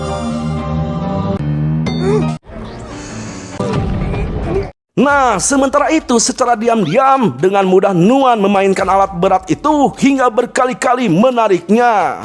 Sontak saja Surong dan Wang Ling kaget dan langsung membawa Nuan hingga menciptakan getaran yang menarik perhatian Chang Long. Sedangkan Nuan tertawa polos layaknya seorang bocil kematian. Kemudian Chang Long memperkenalkan barbel yang penuh kekuatan keberanian warisan guru Chang Long. Lantas Chang Long mengangkat barbel tersebut sambil mengeluarkan aura di tubuhnya. Chang Long memberitahukan hanya orang yang tidak mempunyai rasa takutlah yang dapat mengangkatnya. Bahkan Toti butuh 5 tahun untuk mengangkat barbel pusaka tersebut. Ya, mereka tidak yakin Chen Zhao dapat mengangkat barbel tersebut yang hanya dengan 1 kali percobaan. Lantas Chang Long meminta Chen Zhao untuk mengangkat barbel tersebut. Jika Chen Zhao mampu mengangkat barbel melewati pinggangnya saja, maka Chen Zhao dianggap lulus ujian. Sebelum mencobanya, Chen Zhao langsung membayangkan pedang pusaka keluarga Chen Zhao. Bahkan Chen Zhao teringat dengan perkataan sang ayah yang nyelekit. Di sana Cao yakin bahwa dirinya akan tertimpuk dan akan dipermalukan. Ya, rasa frustasi itu mulai menghantui pikirannya. Bahkan hampir saja Chen Zhao kesurupan lagi. Untung saja ditenangkan oleh Nuan yang memegang pundak Chen Zhao untuk memberikan semangat. Bahkan Wang Ling dan Surong memberikan semangat pada Chen Zhao. Sontak Chen Zhao mulai ngahejeun sekuat tenaga, terus ngahejeun dan terus ngahejeun. Tampaklah Chang Long kaget melihat Chen Zhao yang tidak terpengaruh jiwa bela diri gurunya. Bahkan semua orang berkumpul melihat Chen Zhao yang mampu sedikit mengangkat barbel pusaka. Sementara itu secara diam-diam Nuan melakukan hal yang sama dengan mengeluarkan aura kekuatannya untuk mengangkat barbel kecil. Dan anehnya efek kekuatan Nuan mampu membagi kekuatannya dengan Chen Zhao hingga Chen Zhao dengan mudah berhasil mengangkat barbel pusaka Chang Long di atas kepalanya.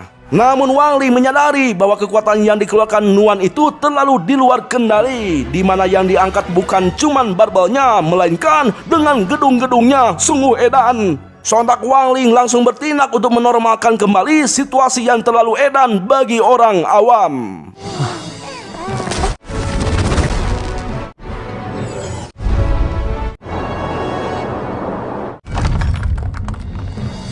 Ya, tampaklah semua orang tidak percaya melihat Chen Zhao yang meletakkan barbelnya dengan mengeluarkan suara keras, padahal suara itu adalah suara gedung yang turun kembali ke tanah. Ya, di sana Chang Long sangat senang. Saking senangnya, Chang Long mendekap si Chen Zhao dengan keras hingga Chen Zhao pingsan karena bau.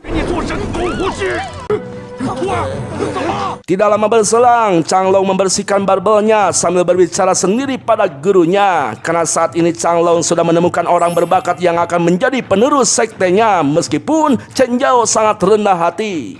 Namun tiba-tiba Bai Ze datang dan langsung menyerang Chang Long dengan payungnya hingga Chang Long dijadikan aksesoris gantungan payung.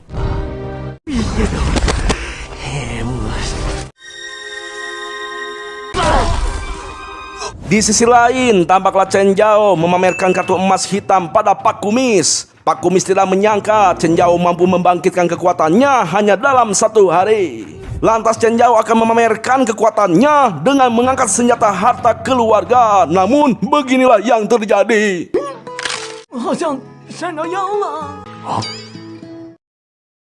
Waktu pun terus berlalu. Tampaklah Ibu Wang memangku Nuan yang akan diberikan hadiah pedang spiritual oleh sang ayah.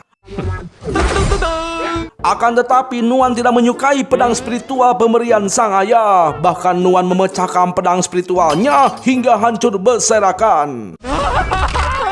Jelas saja sang ayah sedih karena pedang tersebut dibeli sangat mahal. Tidak lama berselang, Wang Ling memberitahukan mereka bahwa pedang biasa tidak akan mampu menahan kekuatan Nuan. Kemudian Wang Ling menenangkan ayahnya yang akan menukarkan pecahan pedang untuk diretur. Di sana sang ibu khawatir pada Nuan karena biasanya anak orang lain sejak lahir selalu didampingi pedang spiritual untuk dipelihara. Dan sang ibu tidak ingin Nuan tertinggal dari orang lain. Lantas Wang Ling meminta ayah dan ibunya menyerahkan perihal pedang spiritual Nuan pada Wang Ling. Sementara itu di sisi lain, tampaklah Chen Nan sudah dimasukkan kembali ke dalam sel. Kemudian Chen Nan mengancam akan membunuh petugas sel jika Chen Nan keluar dari penjara. Namun mereka tidak takut karena saat ini penjara sudah diperketat kembali penjagaannya. Lalu tiba-tiba ya, Bai Ze datang dan langsung menyerang penjaga hingga tewas. Lantas Bai Ze menanyakan keberadaan pedang Dewa Iblis pada Chen Nan. Namun Chen Nan tidak mau memberitahukannya. Sontak Bai Ze langsung menojos Chen Nan dengan payung pusakanya hingga Chen Nan menjadi boneka gantungan payung.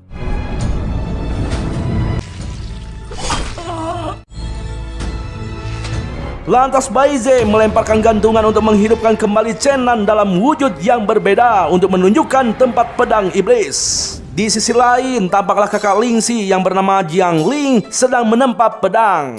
Jiang Ling memperingatkan Wang Ling untuk memelihara pedang dengan mengendalikannya siang malam untuk menjadi roh pedang. Agar Nuan membangun ikatan dengan roh pedang hingga dewasa agar roh pedang terpanggil dari ruang dimensi roh pedang. Kemudian RH mengajak Jiang Ling untuk mencari roh pedang ke ruang dimensi roh. Namun bagi Jiang Ling hal tersebut tidak mungkin meskipun pintu roh pedang ada di depan mereka. Karena dimensi roh pedang hanya terbuka otomatis setiap 2000 tahun sekali dan jarak pembukaan pintu berikutnya masih 1000 tahun lagi. Namun bagi Wang Ling hal itu sangatlah esi. Lantas Wang Ling menyatukan pedangnya untuk memanggil Jibai agar membukakan ruang dimensi roh pedang. Tak perlu menunggu 2000 tahun kelamaan sap.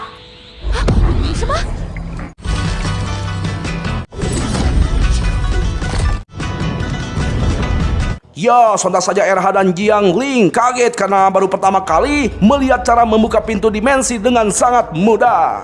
Tampak RH dan Jiang Ling heran melihat situasi dunia roh pedang yang berbeda dari sebelumnya. Karena sebelumnya Jiang Ling melihat dengan jelas banyak roh pedang kecil berseliweran di tempat tersebut. Namun tiba-tiba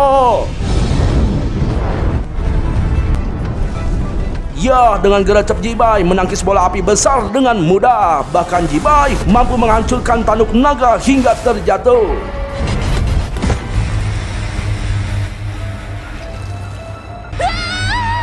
Sontak saja Jiang Ling kaget, sedangkan RH hanya tersenyum karena sudah tidak aneh melihat kekuatan Jibai. Tampaklah para bocil roh pedang muncul dari persembunyiannya. Kemudian Jialing menjelaskan bahwa embrio roh pedang akan berubah wujudnya setelah menyerap energi spiritual alam, di mana mereka bisa berwujud menjelma manusia, hewan, dan tumbuhan. Saat ini mereka berani keluar setelah Wang Ling membereskan monster ganas yang menakuti mereka. Tampaklah RH tertawa kegelian karena banyak roh pedang yang naik ke tubuhnya. Namun di saat Wang Ling akan memilih roh pedang, tiba-tiba monster ganas muncul kembali di atas langit hingga membuat para roh bocil ketakutan. Lantas Wang Ling mengeluarkan jurusnya untuk menyerang monster dengan menggunakan bocil pedang untuk menyerang monster dengan hebat. Namun di antara roh bocil ada satu roh yang malah melakukan pemanasan dan...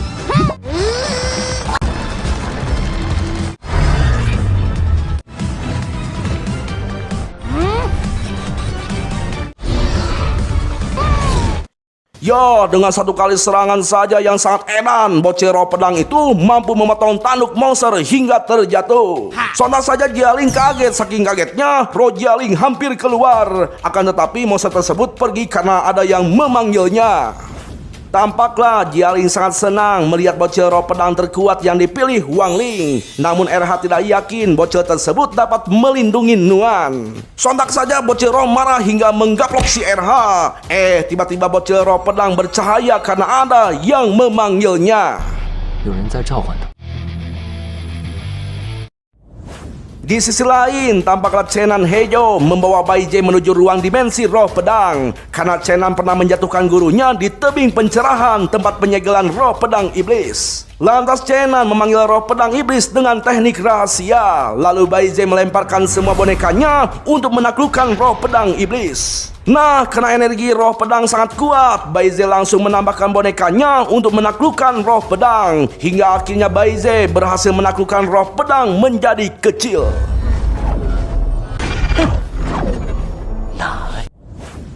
Di sisi lain, tampaklah Ibu Wang yang sedang mengasuh Nuan mengambil pakaian yang dijemurnya karena akan turun hujan. Namun Nuan malah bermain-main dengan kekuatannya untuk menangkap kupu-kupu. Bahkan Nuan menembakkan sihirnya pada rumput hingga rumput tersebut bercahaya. Dan Nuan tertarik dengan rumput tersebut. Tidak lama kemudian Bai Jie muncul di atas langit. Lantas Bai Jie memanggil roh pedang iblis hingga langit berubah berwarna merah darah. Namun Ibu Wang heran mendengar suara Bai Jie yang kaget melihat roh pedang iblisnya dibalut plester karena terluka. Ya, meskipun Bai Jie heran melihat keadaan roh pedang iblisnya, Bai Jie tetap memerintahkan roh pedang untuk meratakan rumah Wang Ling. Tampaklah Nuan yang memegang rumput ternyata untuk memanggil roh pedang yang dipegang oleh Wang Ling sebelumnya. Dan roh pedangnya itu berwujud seorang bocah elf. Sontak saja si roh pedang iblis ketakutan melihat roh pedang Nuan yang pernah menghajarnya di dunia roh. Dan di sana Bai Jie heran ketika melihat roh pedang iblis mundur setelah melancarkan serangan. Dan apa yang terjadi?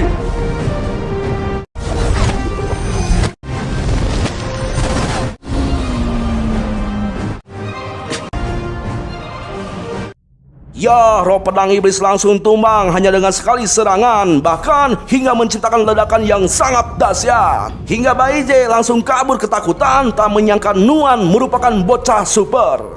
Waktu pun terus berlalu, tampaklah RH tidak menyangka ternyata yang memanggil roh pedang adalah Nuan. Dan saat ini Nuan nampak asik bermain dengan pedang rohnya. Sementara Wang Ling bergumam bahwa adiknya lebih tidak masuk akal ketimbang dirinya saat waktu seumuran Nuan.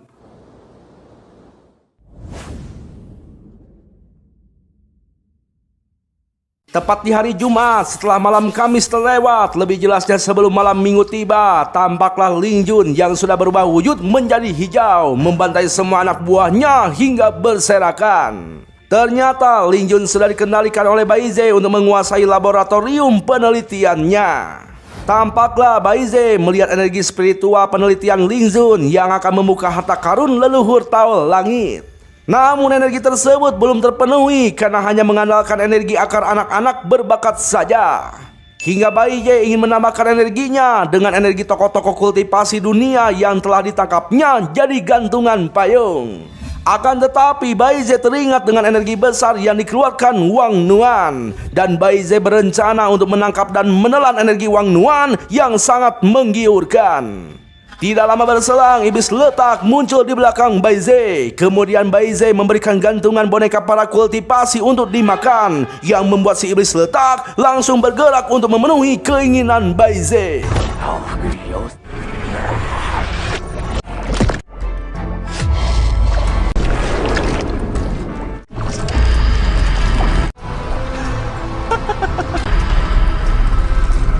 Ya, tampaklah sebuah cahaya dahsyat menembus ke atas langit. Jelas saja Baize sangat senang melihat lorong dimensi antara bumi dan bulan telah terbuka dengan lancar. Sementara itu di sisi lain, tampaklah suasana di sekolah Paksi 60 terlihat aman sejahtera. Bahkan Surong dan yang lainnya sudah bersiap untuk menerima pelajaran dari Guru Pangseng. Akan tetapi mereka heran melihat Guru Pangseng yang kegirangan setelah memperkenalkan Wang Ling dan Wang Nuan di kelasnya.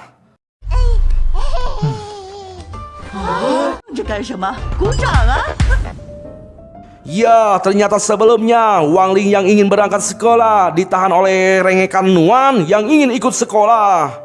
Hingga ibu Wang meminta Wang Ling untuk membawa Nuan ke sekolah. Sontak saja Nuan sangat senang. Dan yang lebih senang lagi, si ayah dan si ibu bisa berduaan dengan bebas setelah malam Jumat yang tertunda. Singkat cerita, Guru Gemoy yang mendengar cerita Wang Ling mengizinkan Nuan untuk ikut belajar dengan Wang Ling selama 1 hari. Akan tetapi Guru Pangseng dengan tegas menolak Nuan karena dia tidak mau bertanggung jawab jika anak kecil kenapa-kenapa ketika di sekolah. Namun setelah melihat rengekan dari Nuan yang begitu lucu menggemaskan, Guru Pangseng langsung setuju Nuan belajar di sekolah selama 1 hari. Sontak saja Guru Gemoy kaget, dan yang lebih kaget lagi, Guru Pangseng sudah menyiapkan seragam sekolah untuk Nuan. Sepertinya ya Guru Pangseng penyuka anak kecil ya. Gue kira penyuka botak gitu ya. Terus masalahnya apa, Bang? Enggak ada masalah. Nah, saat ini ketika di kelas, tampaklah Wang Ling tidak percaya dengan kekuatan Nuan yang mampu menaklukkan kegalakan Guru Pangseng dan yang lainnya. Ya, pelajaran hari ini Guru Pangseng akan menjelaskan segel leluhur kultivasi kuno yang dapat menciptakan Tao Langit agar Tao Langit tidak jatuh ke tangan orang jahat. Kultivator tersebut menyegel rahasia Tao Langitnya di bulan. Jelas saja Gu Hao penasaran dengan cara kultivator pergi ke bulan. Justru disitulah Guru Pangseng akan mengajarkan jurus cara ke bulan dengan segel penerobos terowongan ruang dimensi. Guru Pangseng menjelaskan asalkan mereka memiliki energi yang cukup, maka mereka dapat membuka lorong dimensi bumi dan bulan yang disebut jurus kenaikan. Namun energi spiritual tersebut harus dengan jumlah yang sangat besar. Meski begitu, meskipun saat ini mereka mempunyai energi kecil, namun mereka dapat membuka lorong ruang waktu jarak pendek. Karena pada dasarnya jurus kenaikan adalah dasar dari mantra jurus tipe ruang waktu. Lantas Guru Pangseng meminta semuanya untuk mencoba menggambar segel agar bisa mempraktekkan jurus tersebut. Ya, tampaklah semua murid belajar membuat segel dengan serius. Apalagi Chen Zhao yang seperti biasa selalu bersemangat sehingga memancarkan api di tubuhnya.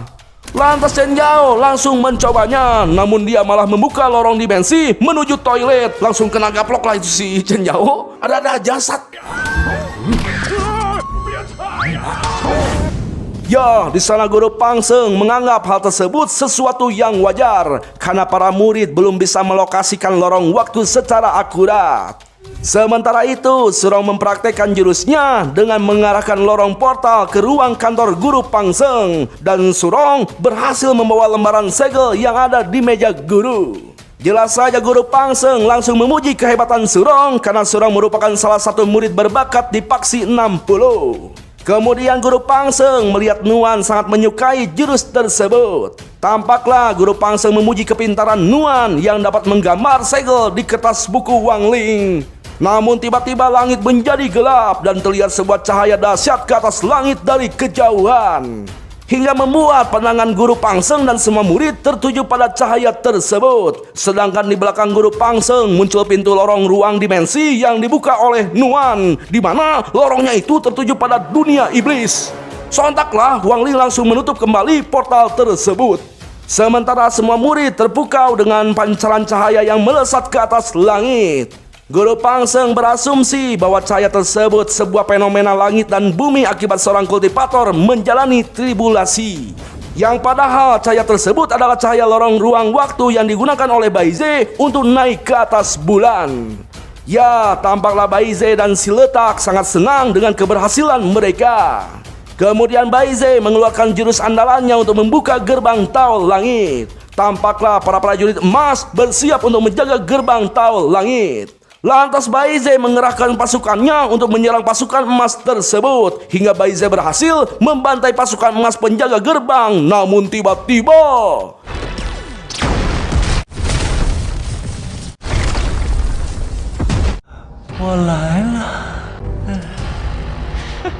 ya, tampaklah sebuah tangan Taol Langit yang sangat besar berhasil menangkap dan membuat Baize tidak berdaya dan hampir mati. Sementara itu di sekolah Paksi 60, Guru Gemoy menguji kemampuan para siswa cara melempar pedang. Tampak Gu Hao yang melempar pedang tepat di lingkaran kedua titik target yang ditentukan. Hingga Gu Hao mendapatkan nilai 8 dari Guru Gemoy. Dan Gu Hao dinyatakan lulus dari ujian lempar pedang. Namun Gu Hao heran melihat target dengan warna pink, yang ternyata Guru Gemoy sengaja menyiapkan target warna pink khusus untuk Nuan. Langsung kagetlah itu semuanya. Nah, kemudian Guru Gemoy memanggil Surong untuk melakukan tes melemparkan pedang. Tampaklah Surong mengeluarkan kekuatannya untuk melapisi pedang kayu, karena Surong ingin tampil maksimal di depan Wang Ling dan Nuan. Dan benar saja pedang Surong melesat dengan hebat mendarat tepat di tengah-tengah sasaran. Jelas saja Guru Gemoy langsung meluluskan Surong, karena Surong bukan hanya sekedar melempar pedang tepat sasaran saja, melainkan Surong juga mampu menggabungkan atribut akar roh untuk meningkatkan akurasi lemparan pedang. Kemudian giliran Chen Zhao melempar pedang. Dengan pedenya Chen Zhao melemparkan pedang tersebut, namun itu pedang malah nyasar ke rumah tetangga.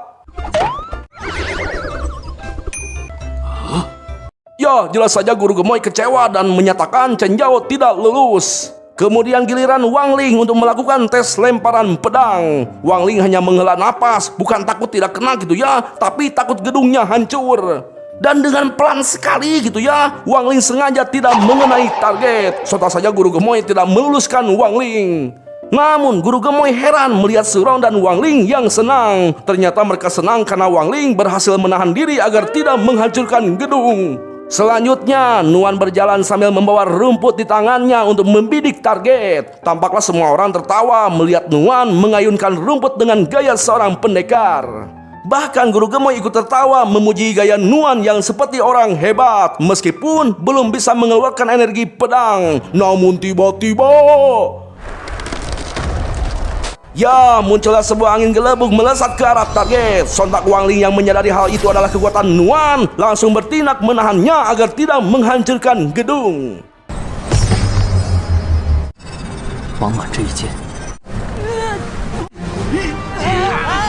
Nah, karena Wang Ling berpikir tidak akan bisa menetralkan kekuatan Nuan, sontak Wang Ling membelokkannya ke arah langit dan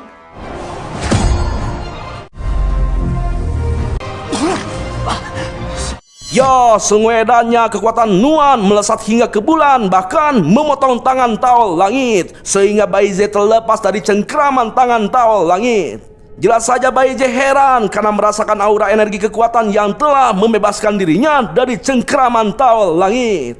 Namun Baize tidak memperdulikan kekuatan tersebut, karena bagi Baize siapapun yang berhasil masuk ke gerbang Taol Langit maka tidak akan terkalahkan.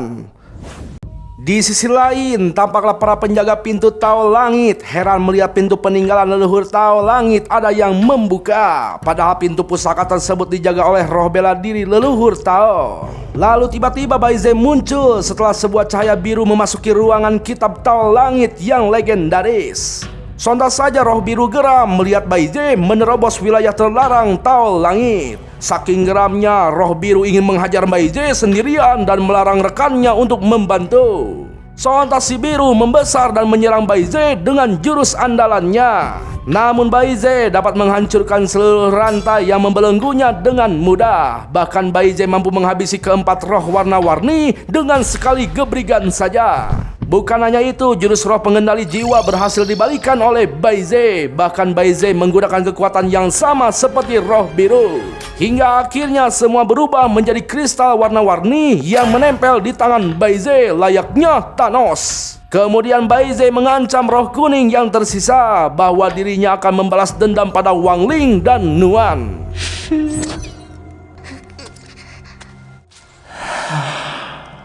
也要做人吧。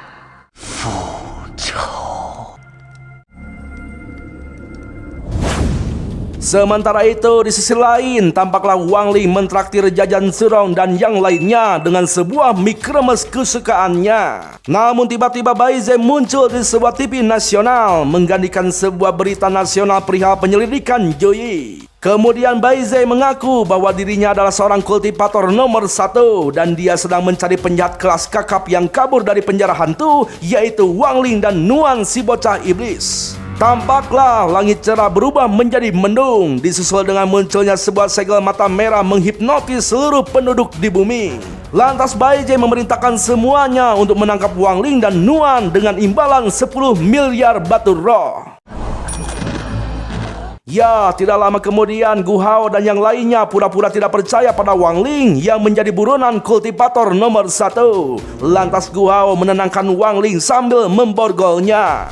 Dengan gercep, Wang Ling melepaskan borgol dan berniat untuk kabur. Namun Wang Ling dicegat oleh seluruh siswa yang ada di sana. Bahkan Surong pun berusaha mencegah Wang Ling untuk kabur. Ya, ternyata semua ingatan masa indah bersama Surong telah diubah menjadi bersama wanita lain alias Jigong. Hingga Surong meneteskan air mata dan menyerang Wang Ling karena dirasuki rasa cemburu. Bahkan semua orang menyerang Wang Ling dengan pedang roh mereka masing-masing. Ya, dengan gercep Wang Ling terus menghindari semua serangan yang mengarah kepadanya.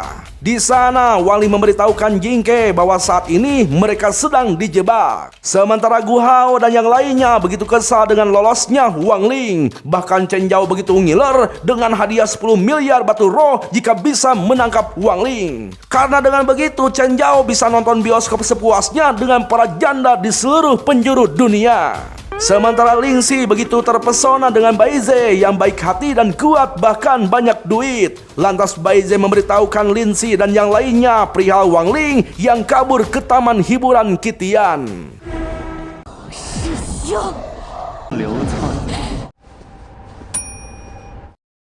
Sementara itu pasukan Jui yang sudah mengepung rumah Wang Ling menangkap RH yang tidak terkena efek hipnotis. Bahkan RH dirundung oleh anak buah Jui dengan beberapa cambukan agar memberikan petunjuk. Aduh, kasihan banget ya nasib si RH kena getahnya mulu. Ya, di sana Jui berhasil membuka pintu rumah Wang Ling dengan kawat sakti. Ternyata Jui dan kawan-kawan berencana untuk menangkap Wang Nuan si bocah iblis. Sedangkan Nuan tampak sibuk mencari mainan kesayangan di kantong perutnya hingga menemukan kincir kesukaannya. Tampaklah Jui berusaha tenang dan bilang bahwa dia itu tidak akan menyakiti Nuan. Namun tiba-tiba Nuan meniup kincirnya hingga muncul gelembung. Tapi tiba-tiba ketika gelembungnya disentuh langsung meledak.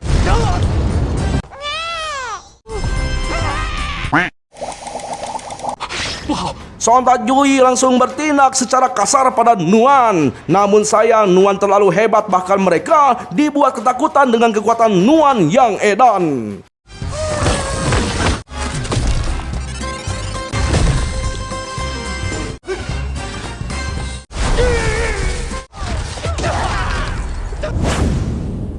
Di sisi lain, Wang Ling menggunakan jurus mata dunianya untuk melihat situasi yang mengejarnya. Tampaklah Surong Gu Hao dan yang lainnya sangat senang mengetahui Wang Ling yang bersembunyi di taman. Lantas Surong meminta kakeknya untuk membuka pelindung taman agar Wang Ling dapat dikepung dan diserang dari darat, udara, dan lautan. Dan kini Wang Ling menjadi buronan bintang pool layaknya GTA San Andreas.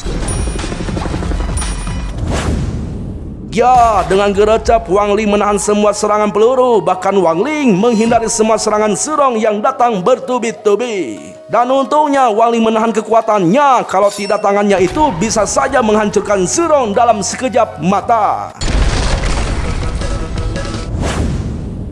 Namun Surong tetap memerintahkan untuk menembak Wang Ling dengan peluru tank, dan hanya ditepak saja peluru itu langsung meleset. Lalu ketika Surong kembali menyerang, Wang Ling berusaha mengingatkan semua kenangan-kenangan indah bersamanya, bahkan sebuah janji yang pernah mereka ucapkan. Namun karena Surong masih tidak ingat, sontak Wang Ling langsung menahan serangan Surong hingga pedangnya hancur.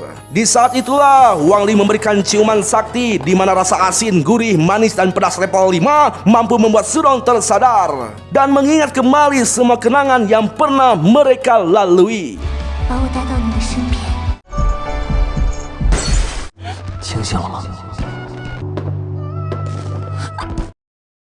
Ya, di sana Surong langsung meminta maaf pada Wang Ling. Tidak lama kemudian, Bai Jie yang dapat melihat Wang Ling dari kejauhan menantang Wang Ling bahwa Wang Ling tidak akan mampu menyerang balik Bai Jie yang sudah berada di ruang Tao Langit. Waduh, salah nantang orang ini si Bai Jie. Lantas Surong meminta Wang Ling untuk pergi menghajar Bai Jie, sedangkan Surong akan menghadapi semua orang yang mengepung. Kemudian Wang Ling pun pergi setelah memberikan pedang persik jingke pada Surong. Ya, tampaklah Lin Si, Gu Hao dan Chen Zhao akan menyerang Surong yang dianggap telah mengkhianati umat manusia. Jelas saja Surong semakin beringas untuk memainkan kedua pedangnya karena Chen Zhao merendahkan Wang Ling.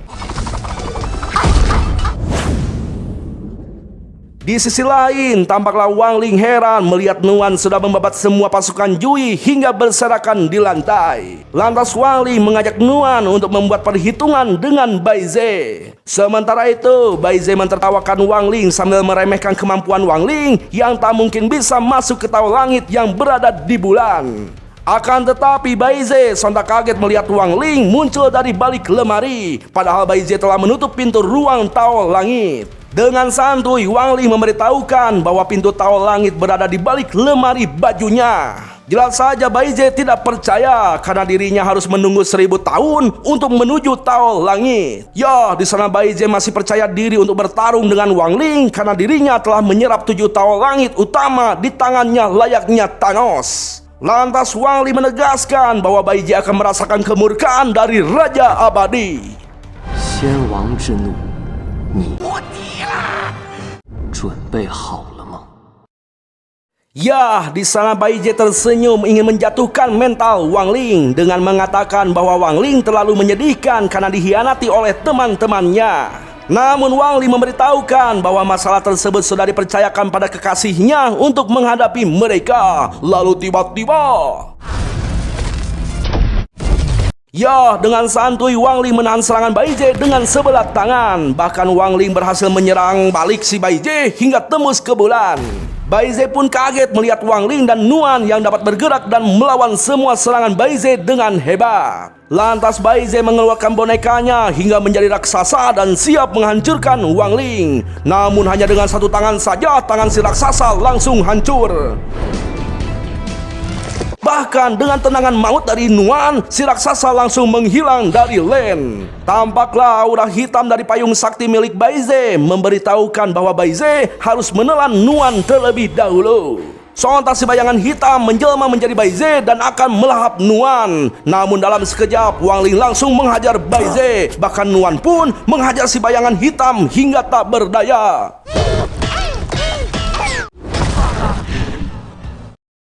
Ya, di sana Bai Jie tidak menyerah, yang ada dia malah semakin tertarik ingin melahap Nuan. Lantas Bai Jie mengeluarkan pedang iblis dan siap melahap Nuan dan juga Wang Ling.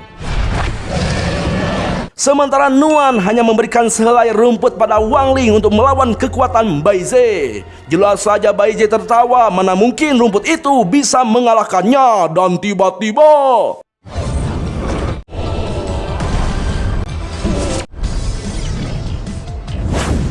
ya, jelas saja Bai Jie kaget. Lantas Bai Jie mengeluarkan jurus pamungkasnya, yaitu roh Tao Langit yang berumur 3000 tahun. Wang Ling yang melihat itu nampak santuy dan membuka sedikit segel di lehernya. Wang Ling menegaskan bahwa dia akan menunjukkan seberapa jauh perbedaan kekuatannya dengan Bai Jie yang hanya memiliki Tao Langit 3000 tahun. Bahkan Nuan pun unjuk gigi dengan kekuatan iblisnya dan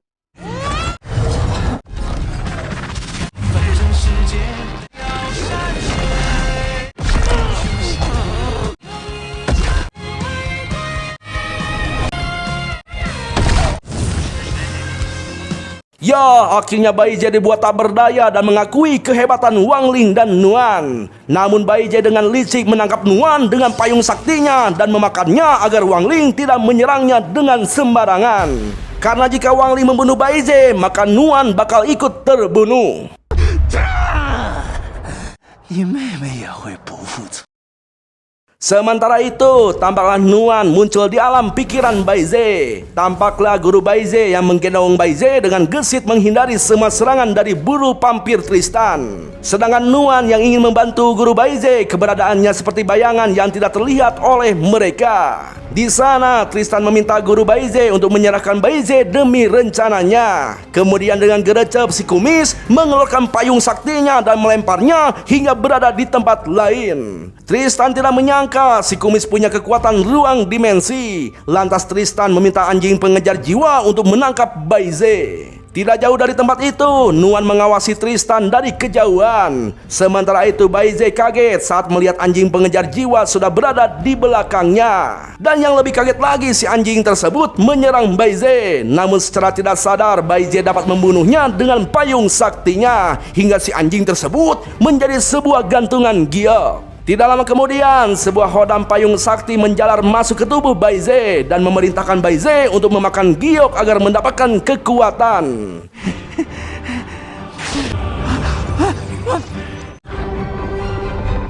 从那天开始， Ya, semenjak hari itu, Bai Zhe terus mencari kekuatan dengan payung sakti dan memakan orang-orang. Bai Zhe berpikir bahwa dunia ini sudah tidak adil kepadanya. Maka dari itu Bai Zhe akan menggunakan hukum rimba, di mana yang kuat akan memakan yang lemah demi membalas dendam pada dunia ini yang tidak adil. Namun tiba-tiba Bai Zhe langsung digaplok oleh si Nuan. Bahkan Nuan terus menghajar Bai Zhe hingga giginya rontok. Nuan mengatakan bahwa ajaran Bai Zhe itu sesat. Bahkan Nuan itu menceramahi Bai Zhe yang kurang didikan orang tua agar tobat kembali ke jalan yang benar, karena Bai Zhe telah mengorbankan orang-orang yang tidak bersalah.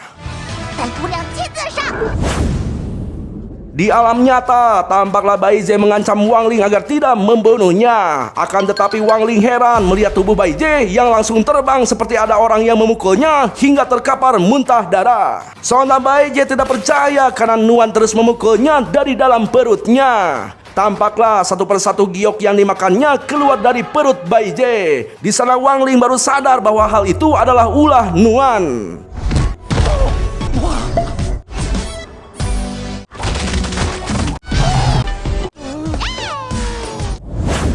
Ya, dengan santuy penuh gaya, Nuan keluar dari mulut Bai Zhe. Nah, ketika Wang Ling mengambil payung sakti, muncullah sosok hodam payung menggoda Wang Ling untuk bersekutu dengan setan. Namun dengan wajah lempengnya, Wang Ling langsung menghancurkan payung sakti hingga hodamnya hancur tidak berdaya.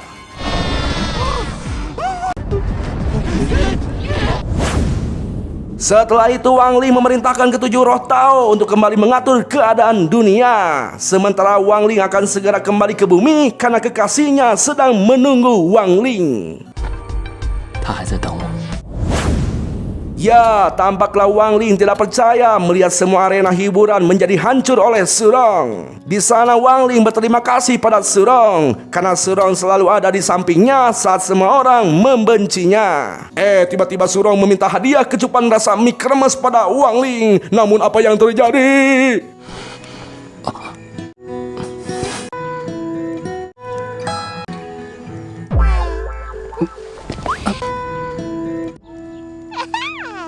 Aduh, Nuan, ini momen penting, Nuan. Gak apa-apa bang, masih ada malam Jumat bang. Lah, apa hubungannya dengan malam Jumat, Sat? Waktu pun terus berlalu. Kini Bai Zhe telah dikurung lagi di dalam penjara yang super ketat. Namun tiba-tiba Jui yang berkunjung langsung diserang oleh iblis letak yang menjelma menjadi sosok manusia.